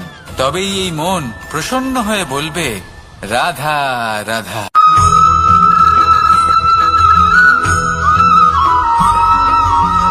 কিছু মানুষ বলেন যে নিরন্তর কাজ করলে, পুরুষার্থ পালন করলে এই জীবন বদলে ফেলা সম্ভব। আজ আমি আপনাকে বোঝাবো যে এক মুহূর্ত, সময় আর সিদ্ধান্ত কতটা গুরুত্বপূর্ণ হয়। এক মুহূর্তই যথেষ্ট। একটা মুহূর্ত এত শক্তিশালী হতে পারে যে তা আপনার সমগ্র জীবন পাল্টে দিতে পারে। এমন এক সময় ছিল শ্রীরামের কাছে, যখন ওনাকে সিদ্ধান্ত নিতে হয় যে উনি নিজের পিতার আদেশ পালন করতে বনবাসে যাবেন নাকি যাবেন না। উনি সেই আদেশ পালন করেছিলেন। তারপর সময় অনুসারে উপযুক্ত সিদ্ধান্ত নিলেন। আর আজ সকলের মনে বসবাস করেন শ্রীরাম। আর অন্যদিকে আছে রাবণ। ওনার কাছে একটা সময় ছিল, একটা সুযোগ ছিল নিজের প্রারব্ধকে শুভ করে তোলার। উনি ভুল করলেন আর মৃত্যু লাভ করলেন। নির্বাচন সব সময় আপনার হাতে, শুধু আপনাকে সময়কে বুঝতে হবে, সেই মুহূর্তকে বুঝতে হবে আর উচিত সিদ্ধান্ত নিতে হবে, ব্যাস। বুঝতে শিখুন এই সময়ের দাবি কি, বুঝতে শিখুন এই সময়ের ইচ্ছে কি, আর উচিত সিদ্ধান্ত নিন। আর আমার সাথে ভালোবেসে বলুন, রাধা রাধা। জ্ঞান এবং অহংকার, এই দুইয়ের মধ্যে সম্পর্ক কোথায়? সম্পর্ক ঠিক সেরকম যেরকম হাত এবং কাঁকনের, যেমন চোখ এবং দৃষ্টির সম্পর্ক। এবার আপনি বলবেন, আমি কি বলছি? জ্ঞান এবং অহংকারের এমন সম্পর্ক কি করে হতে পারে? দেখুন, যে ব্যক্তি জ্ঞানী, যার কাছে জ্ঞান রয়েছে এবং তিনি জানেন যে তার কাছে জ্ঞান রয়েছে, তার মধ্যে নিজে থেকেই অহংবোধ জাগ্রত হয়। খুব কম সংখ্যক এমন জ্ঞানী ব্যক্তি আছেন যারা নিজেদের অহংকারের বিষয়ে আঁচ করতে পারেন। প্রকৃত জ্ঞানী হলেন তিনি, যিনি নিজের জ্ঞানের সদ্ব্যবহার করে অহংকারকে দূর করেন। উচিত সময় বুঝে যান, নিজের অন্তর যাচাই করে এই বিষয়টা দেখেন যে তার অন্তরে অহংবোধ জাগ্রত হচ্ছে এবং নিজেকে সেখানেই থামিয়ে দেন, যাতে অহংকারের পথে তিনি অগ্রসর না হয়ে যান। এই অহংকার কখন উচিত, কখন অনুচিত, কখন প্রয়োগ করা উচিত, উচিত নয়, কখন বাধা দেওয়া উচিত, এটা শেখা অত্যন্ত প্রয়োজনীয়। আর যদি এটা আপনি শিখতে পারেন, তাহলে আপনি একজন জ্ঞানীও হয়ে উঠবেন এবং সুখীও থাকবেন। তাই মনে রাখবেন, এই জ্ঞান নিয়ে কখনোই অহংকার করবেন না, বরং সবসময় নিজের অহংবোধের বিষয়ে প্রকৃত ধারণা রাখবেন। আসুন আমার সাথে ভালোবেসে বলুন, রাধা রাধা। আমাদের জীবনে 7 ধরনের সুখ আছে, আর সেগুলো লাভ করার জন্য আমরা অত্যন্ত প্রচেষ্টা করি। কিন্তু কোনো প্রচেষ্টা করার পূর্বে তা কিভাবে করব সেটা বোঝা খুব প্রয়োজন, আর সেখানেই আমরা ভুল করে থাকি। যে কাজটা আমাদের পরে করা উচিত, সেটাই আমরা আগে করে বসি। আপনাকে স্পষ্ট করে বোঝাই, প্রত্যেক সুখের সাথে 2টি ক্রিয়া জড়িত থাকে। এবার যখন আমরা ধনের কথা বলি, তখনও 2টি ক্রিয়া জুড়ে থাকে। প্রথম ক্রিয়া হলো ধন অর্জন করা, দ্বিতীয় ক্রিয়া হলো ধনের ব্যবহার করা। আর জীবনে ধনের ব্যবহার করার পূর্বে ধন কিভাবে অর্জন করতে হয় তা শেখা অত্যন্ত প্রয়োজনীয়। আমরা মন্দিরে যাই, ভগবানের আরাধনা করি, তার জন্য পুজো করি, ওনাকে প্রসন্ন করতে চাই, কিন্তু তার আগে ভগবানের ওপর আস্থা রাখা প্রয়োজনীয়। যদি আপনার অটল বিশ্বাস থাকে, তবেই আপনি প্রকৃত ভক্ত হয়ে উঠতে পারবেন।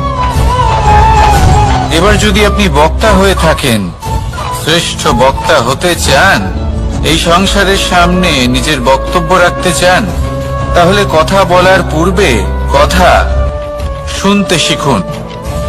তবেই আপনি একজন শ্রেষ্ঠ বক্তা হয়ে উঠতে পারবেন। জীবনে সম্পর্ক স্থাপন করার আগে সম্পর্ক বজায় রাখতে শিখুন, তবেই আপনি একজন প্রকৃত সাথী হয়ে উঠবেন। জীবনে পরাজয় মানার পূর্বে বিজয়ী হওয়ার চেষ্টা কিভাবে করতে হয় সেটা শিখুন, তবেই আপনি একজন নিপুণ ব্যক্তি হয়ে উঠবেন। অন্তিম এবং সবথেকে গুরুত্বপূর্ণ কথা, জীবনে ভালোবাসা লাভ করার পূর্বে ভালোবাসা প্রদান করতে শিখুন, তবেই আপনি একজন প্রকৃত প্রেমী হয়ে উঠবেন। আসুন আমার সাথে ভালোবেসে বলুন, রাধা রাধা। এই সংসারের সবথেকে বড় যুদ্ধ কোনটা? দেবসুরের যুদ্ধ, যা অনেক বছর ধরে চলেছিল, নাকি রাম রাবণের যুদ্ধ, নাকি মহাভারত? না, সংসারের সবথেকে বড় যুদ্ধ হলো সেইটা যা নিজের সাথে লড়া হয়, নিজের মনের সাথে লড়া হয়, নিজের অন্তরের সাথে লড়া হয়। এটাই সব থেকে বড় যুদ্ধ। এবার নিজেই দেখুন আপনার সব থেকে বড় শত্রুকে। আপনার স্বার্থ, আপনার কামনাগুলি, আপনার অহংকারগুলি, যা আপনাকেই নষ্ট করে দেয়। যদি এদের ওপর আপনি বিজয় লাভ করতে পারেন, তাহলে ধরে নিন এই সংসারে সবার ওপরে আপনি বিজয় লাভ করতে পারবেন। এই সংসারে কেউ আপনাকে পরাজিত করতে পারবে না। কিন্তু তার জন্য প্রয়োজন অনুভূতির। অনুভূতি ভালোবাসার, অনুভূতি অনুপ্রেরণার। যে ব্যক্তি ভালোবাসতে পারেন এবং প্রেরণা দিতে পারেন, তিনি চিরকাল জয় লাভ করতে পারেন। নিজের কাছে ভালোবাসার এক অস্ত্র রাখুন আর প্রেরণার এক ঢাল। জীবনে কেউ আপনাকে পরাজিত করতে পারবে না। আসুন আর আমার সাথে ভালোবেসে বলুন, রাধা রাধা। সৌন্দর্য। মানুষ নিজের সৌন্দর্যের বিষয়ে কতটা ভাবে, চায় যে সে সব থেকে বেশি রূপবান হবে, সব থেকে বেশি সুন্দর হবে। কিন্তু সৌন্দর্যের পরিভাষা কি তা কি সে জানে? কোন মাকে জিজ্ঞেস করুন, ওনার জন্য সৌন্দর্যের পরিভাষা ওনার সন্তান। কোন ভক্তকে জিজ্ঞেস করুন, ওনার জন্য সৌন্দর্যের পরিভাষা ওনার ভগবান। শ্রীরামকে জিজ্ঞেস করুন, ওনার জন্য সৌন্দর্যের পরিভাষা হল হনুমান। ভাঙা হানু, ফুলে যাওয়া মুখ, দেখতে গেলে উনি বানর, লম্বা লেজ, এত নিরীহ যে ওনাকে অমূল্য মালা দিলে সেটা ছিঁড়ে তার ভেতরে শ্রীরামকে খুঁজছিলেন। কিন্তু ওনার ভাবনা কত সুন্দর। উনি এটা বিশ্বাস করেন যে সংসারের যতই মূল্যবান জিনিস দিয়ে এই মালা তৈরি করা হোক না কেন, যদি এর মধ্যে শ্রীরাম না থাকেন, তাহলে এর মধ্যে কোনো অর্থ নেই। সৌন্দর্য রূপে নয়, ভাবনায় নিহিত থাকে। যদি আপনি সৌন্দর্য প্রাপ্ত করতে চান, তাহলে তা কর্মে নিয়ে আসুন, ভাবনায় এবং বিচারে নিয়ে আসুন। এই সৌন্দর্য আপনার সাথেই থাকবে।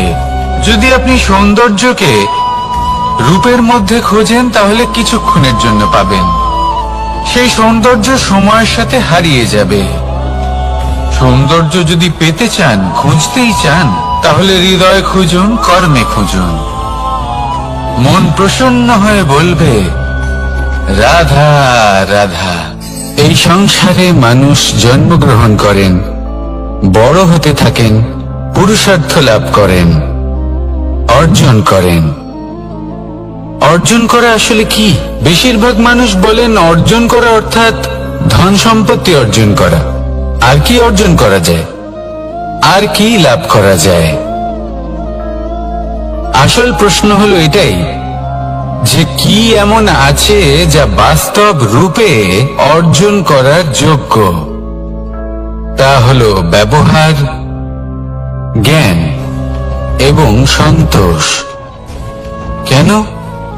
কারণ আপনি যখন এই সংসার ছেড়ে চলে যাবেন, তখন আপনার ধন সম্পত্তি আপনাকে বিদায় জানাতে আসবে না।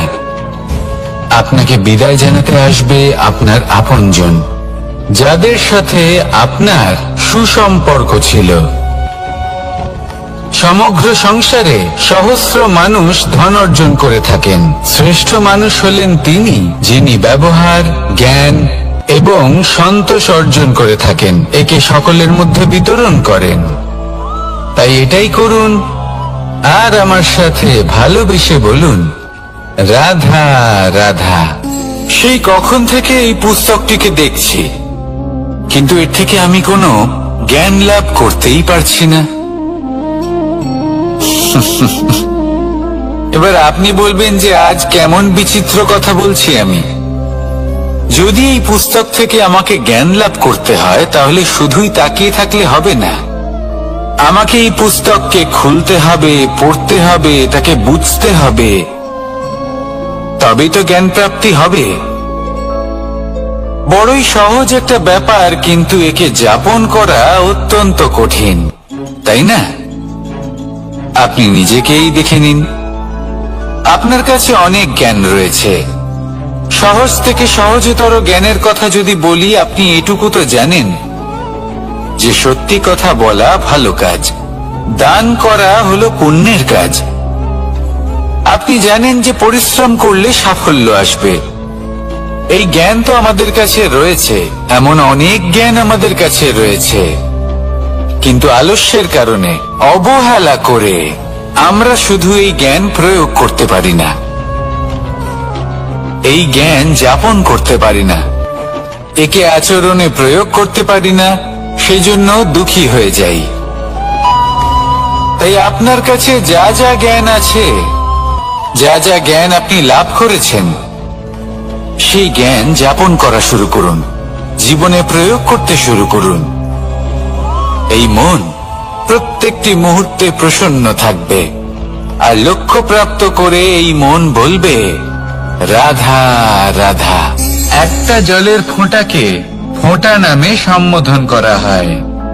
অনেক ফোঁটা একত্রিত হলে সাগরের রূপ ধারণ করে।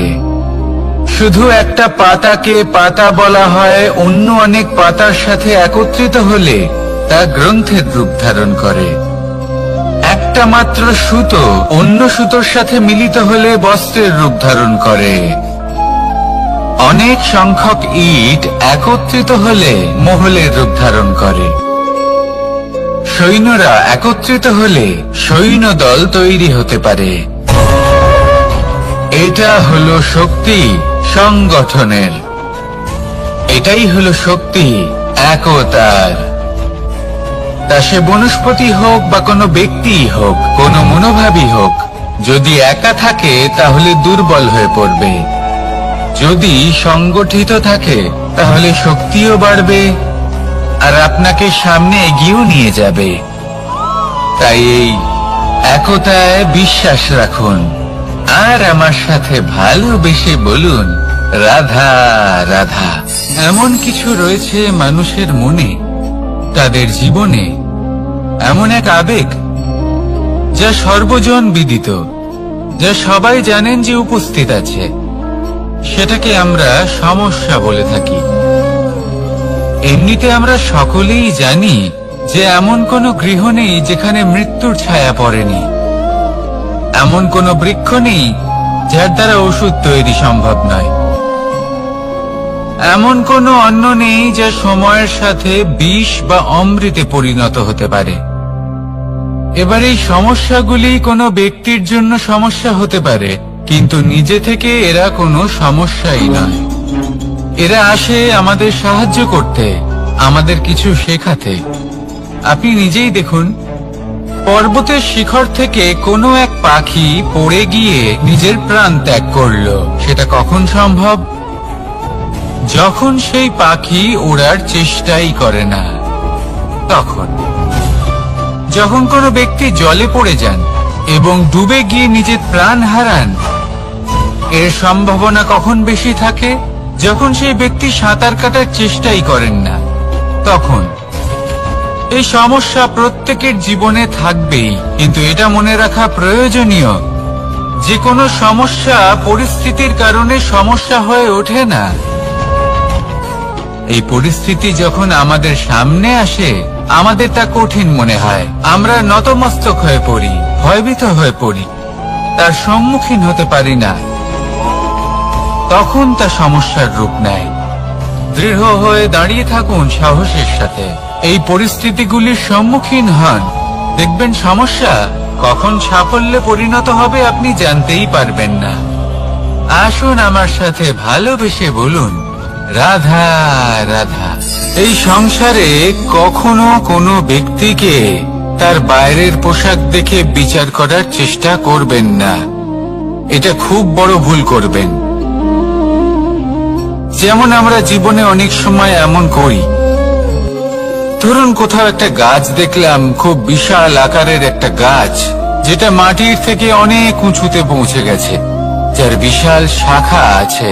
সেগুলো দেখে আমরা ভাবি যে এই গাছে হয়তো কত সুস্বাদু ফল আছে। আমরা সেই গাছের পরিচর্যা করতে থাকি, আবার অন্যদিকে হলো একটি তৃণ, যেটা মাটি থেকে কিছুটা উঁচুতে পৌঁছেছে, কিন্তু সেই তৃণর নিচে, মাটির নিচে অত্যন্ত সুস্বাদু ফল বা সবজি জন্ম নেয়, যা আমাদের স্বাস্থ্যের পক্ষে অত্যন্ত উপকারী। সেই জন্য কখনো আবরণ দেখে কাউকে বিচার করতে চেষ্টা করবেন না। তার বদলে এটা বোঝার চেষ্টা করুন যে আপনার সামনে যে ব্যক্তি আছে বা বস্তু আছে, তার বিশেষত্ব কি। যদি এই বিশেষত্ব বোঝার ক্ষমতা আপনি অর্জন করেন, যদি এই শিল্প আপনি নিজের ভেতরে জাগ্রত করেন, তাহলে এই সংসারে বিশেষত্ব কি সেটা আপনি জানতে পারবেন। আর এই সমস্ত খেলা দৃষ্টি থেকে নয়, দৃষ্টিভঙ্গি থেকে জন্ম নেয়। দৃষ্টিভঙ্গি সবসময় শুভ রাখুন, আর আমার সাথে ভালোবেসে বলুন, রাধা রাধা। যখন মানুষের মৃত্যু হয় তখন কি হয়? অনেক সংখ্যক মানুষ শোক পালন করতে চলে আসেন। যে ব্যক্তি মৃত্যু লাভ করেছেন তার অনেক বস্তু থাকে যেগুলো তার প্রিয়, যেগুলো তিনি ব্যবহার করেছেন। তার শয্যা, তার বস্ত্র, তার আভূষণ সবকিছু তার থেকে বিচ্ছিন্ন করা হয় এবং খালি হাতে তাকে শ্মশানের উদ্দেশ্যে রওনা করা হয়। আমি আপনাকে এই প্রশ্ন করতে চাই, আপনি এই সংসারে কি অর্জন করেছেন? ধন সম্পত্তি, বস্ত্র, আভূষণ, এই সবকিছু যে আপনি অর্জন করেছেন, আপনার মৃত্যুর পরে তা আপনার থেকে দূর হয়ে যাবে। এর উত্তর হলো একটাই, আপনার কর্ম। শুধু সেটাই আছে যে একান্ত আপনার, আর শুধু সেটাই এই সংসার থেকে চলে যাওয়ার পরেও সংসারেই জীবিত থাকবে।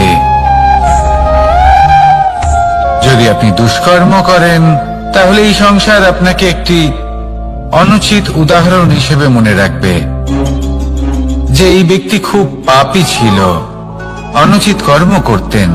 যে পথে তিনি চলেছেন সেই পথে কারোর চলা উচিত নয়। সেখানেই যদি আপনি সৎকর্ম করেন, তাহলে সংসার চিরকাল এটাই বলবে যে খুব ভালো মানুষ ছিলেন, সবাইকে ভালোবাসতেন, সবাইকে সাহায্য করতেন, আমার খুব প্রিয় মানুষ ছিলেন। এটাই হলো শ্রেষ্ঠ কর্ম।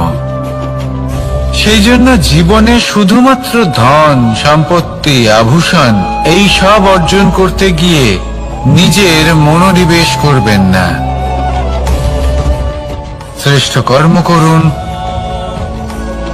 সংসার থেকে চলে যাওয়ার পরেও এই কর্মই এই সংসারে আপনাকে জীবিত রাখবে।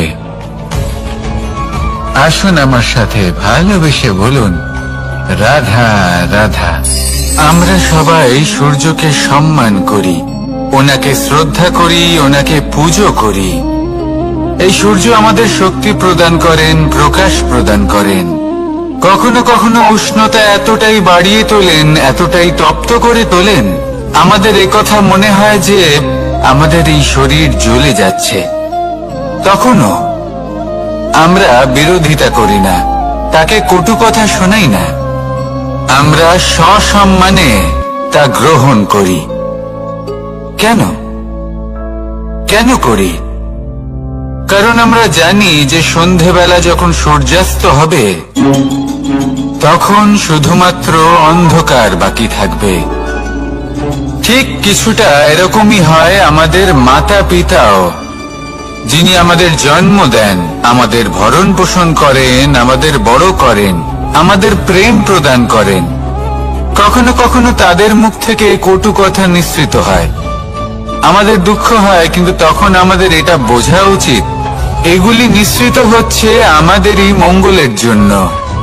যেমন সূর্যদেব, উনিও উত্তাপ দিয়ে থাকেন আমাদেরই মঙ্গলের জন্য, যাতে ফসল পাকতে পারে, যাতে জল বাষ্প হয়ে মেঘ হতে পারে, বৃষ্টি হতে পারে, আর এই সংসারে নিরন্তর জলের প্রবাহ থাকে।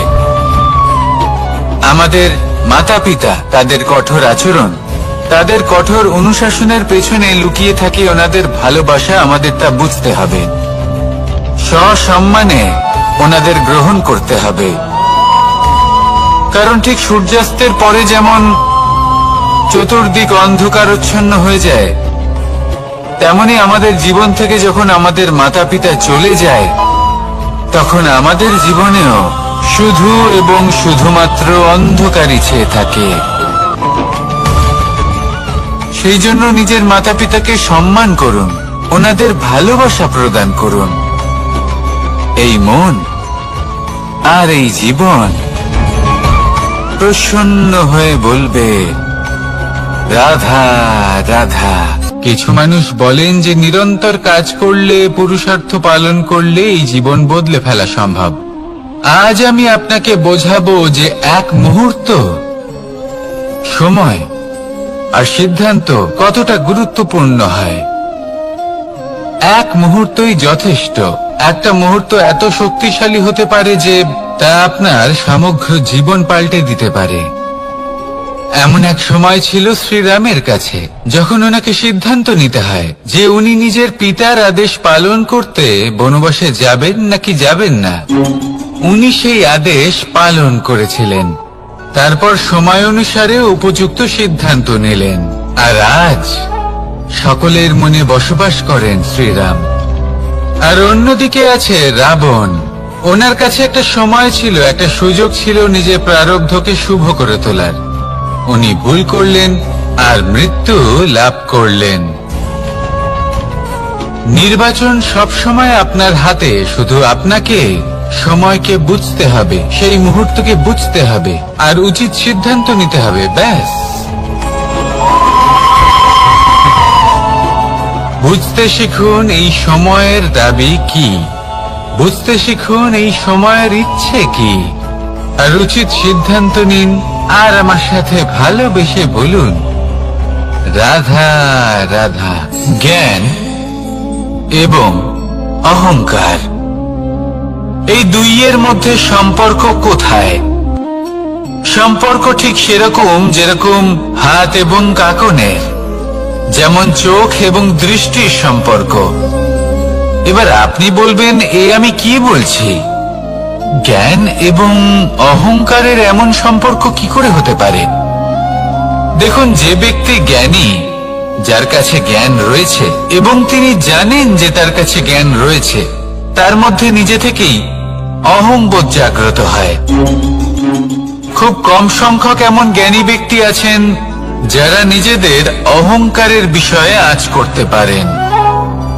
প্রকৃত জ্ঞানী হলেন তিনি, যিনি নিজের জ্ঞানের সদ্ব্যবহার করে অহংকারকে দূর করেন। উচিত সময়ে বুঝে যান, নিজের অন্তর যাচাই করে এই বিষয়টা দেখেন যে তার অন্তরে অহংবোধ জাগ্রত হচ্ছে এবং নিজেকে সেখানেই থামিয়ে দেন, যাতে অহংকারের পথে তিনি অগ্রসর না হয়ে যান। এই অহংকার কখন উচিত, কখন অনুচিত, কখন প্রয়োগ করা উচিত, উচিত নয়, কখন বাধা দেওয়া উচিত, এটা শেখা অত্যন্ত প্রয়োজনীয়। আর যদি এটা আপনি শিখতে পারেন, তাহলে আপনি একজন জ্ঞানীও হয়ে উঠবেন এবং সুখীও থাকবেন। তাই মনে রাখবেন, এই জ্ঞান নিয়ে কখনোই অহংকার করবেন না, বরং সবসময় নিজের অহংবোধের বিষয়ে প্রকৃত ধারণা রাখবেন। আসুন আমার সাথে ভালোবেসে বলুন, রাধা রাধা। আমাদের জীবনে 7 ধরনের সুখ আছে, আর সেগুলো লাভ করার জন্য আমরা অত্যন্ত প্রচেষ্টা করি। কিন্তু কোনো প্রচেষ্টা করার পূর্বে তা কিভাবে করব সেটা বোঝা খুব প্রয়োজন, আর সেখানেই আমরা ভুল করে থাকি। যে কাজটা আমাদের পরে করা উচিত, সেটাই আমরা আগে করে বসি। আপনাকে স্পষ্ট করে বোঝাই, প্রত্যেক সুখের সাথে 2টি ক্রিয়া জড়িত থাকে। এবার যখন আমরা ধনের কথা বলি, তখনও 2টি ক্রিয়া জুড়ে থাকে। প্রথম ক্রিয়া হলো ধন অর্জন করা, দ্বিতীয় ক্রিয়া হলো ধনের ব্যবহার করা। আর জীবনে ধনের ব্যবহার করার পূর্বে ধন কিভাবে অর্জন করতে হয় তা শেখা অত্যন্ত প্রয়োজনীয়। আমরা মন্দিরে যাই, ভগবানের আরাধনা করি, তার জন্য পুজো করি, ওনাকে প্রসন্ন করতে চাই।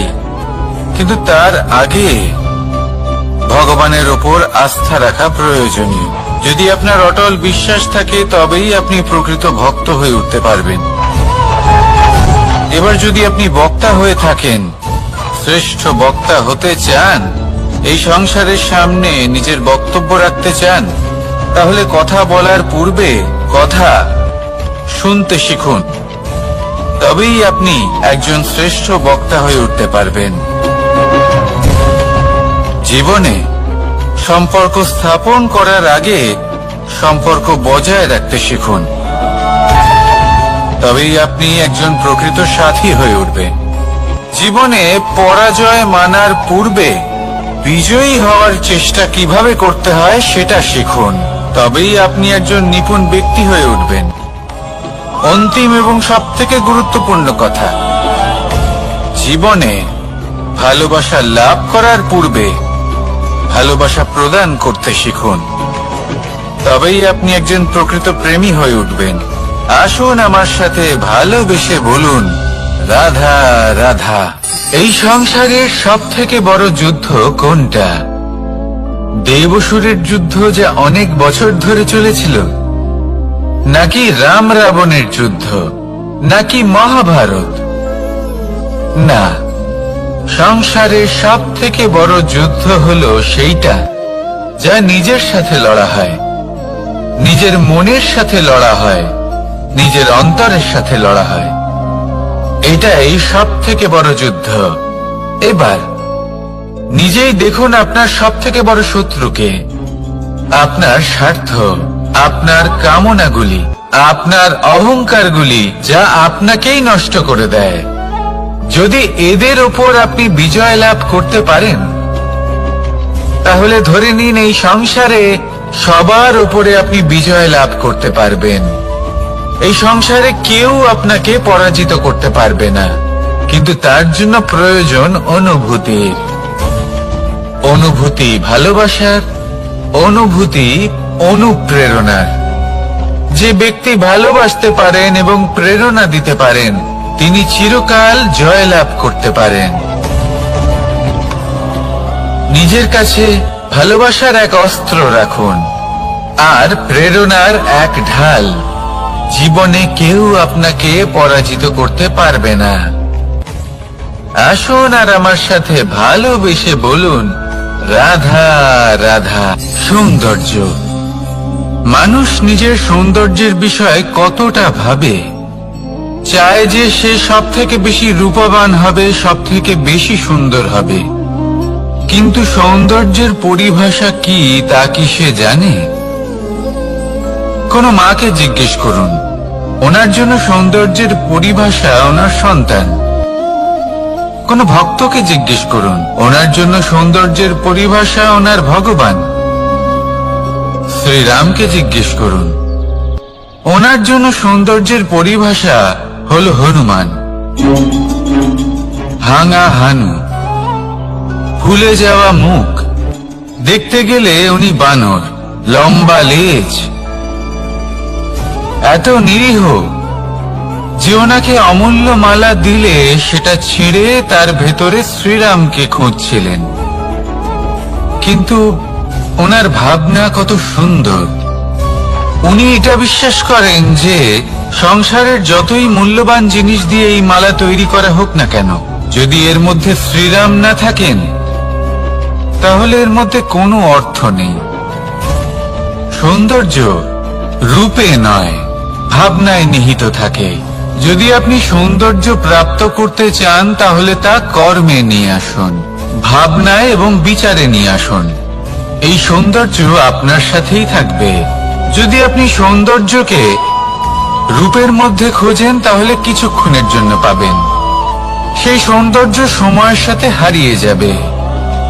সৌন্দর্য যদি পেতে চান, খুঁজতেই চান, তাহলে হৃদয় খুঁজুন, কর্মে খুঁজুন। মন প্রসন্ন হয়ে বলবে, রাধা রাধা। এই সংসারে মানুষ জন্মগ্রহণ করেন, বড় হতে থাকেন, পুরুষার্থ লাভ করেন, অর্জন করেন। অর্জন করা আসলে কি? বেশিরভাগ মানুষ বলেন অর্জন করা অর্থাৎ ধন সম্পত্তি অর্জন করা। আর কি অর্জন করা যায়, আর কি লাভ করা যায়? আসল প্রশ্ন হলো এটাই যে কি এমন আছে যা বাস্তব রূপে অর্জন করার যোগ্য। তা হলো ব্যবহার, জ্ঞান এবং সন্তোষ। কেন? কারণ আপনি যখন এই সংসার ছেড়ে চলে যাবেন, তখন আপনার ধন সম্পত্তি আপনাকে বিদায় জানাতে আসবে না। আপনাকে বিদায় জানাতে আসবে আপনার আপনজন, যাদের সাথে আপনার সুসম্পর্ক ছিল। সমগ্র সংসারে সহস্র মানুষ ধন অর্জন করে থাকেন। শ্রেষ্ঠ মানুষ হলেন তিনি যিনি ব্যবহার, জ্ঞান এবং সন্তোষ অর্জন করে থাকেন, একে সকলের মধ্যে বিতরণ করেন। তাই এটাই করুন, আর আমার সাথে ভালোবেসে বলুন, রাধা রাধা। সেই কখন থেকে এই পুস্তকটিকে দেখছি, কিন্তু এর থেকে আমি কোনো জ্ঞান লাভ করতেই পারছি না। এবার আপনি বলবেন যে আজ কেমন বিচিত্র কথা বলছি আমি। যদি এই পুস্তক থেকে আমাকে জ্ঞান লাভ করতে হয়, তাহলে শুধুই তাকিয়ে থাকলে হবে না। আমাকে এই পুস্তককে খুলতে হবে, পড়তে হবে, তাকে বুঝতে হবে, তবেই তো জ্ঞান প্রাপ্তি হবে। বড়ই সহজ একটা ব্যাপার, কিন্তু একে যাপন করা অত্যন্ত কঠিন, তাই না? আপনি নিজেকেই দেখে নিন। আপনার কাছে অনেক জ্ঞান রয়েছে। সহজ থেকে সহজতর জ্ঞানের কথা যদি বলি, আপনি এটুকু তো জানেন যে সত্যি কথা বলা ভালো কাজ, দান করা হলো পুণ্যের কাজ। আপনি জানেন যে পরিশ্রম করলে সাফল্য আসবে। এই জ্ঞান তো আমাদের কাছে রয়েছে, এমন অনেক জ্ঞান আমাদের কাছে রয়েছে, কিন্তু আলস্যের কারণে, অবহেলা করে আমরা শুধু এই জ্ঞান প্রয়োগ করতে পারি না, এই জ্ঞান যাপন করতে পারি না, একে আচরণে প্রয়োগ করতে পারি না, সেই জন্য দুঃখী হয়ে যাই। তাই আপনার কাছে যা যা জ্ঞান আছে, যা যা জ্ঞান আপনি লাভ করেছেন, সেই জ্ঞান যাপন করা শুরু করুন, জীবনে প্রয়োগ করতে শুরু করুন। এই মন প্রত্যেকটি মুহূর্তে প্রসন্ন থাকবে, আর লক্ষ্য প্রাপ্ত করে এই মন বলবে, রাধা রাধা। একটা জলের ফোঁটাকে ফোঁটা নামে সম্বোধন করা হয়। অনেক ফোঁটা একত্রিত হলে সাগরের রূপ ধারণ করে।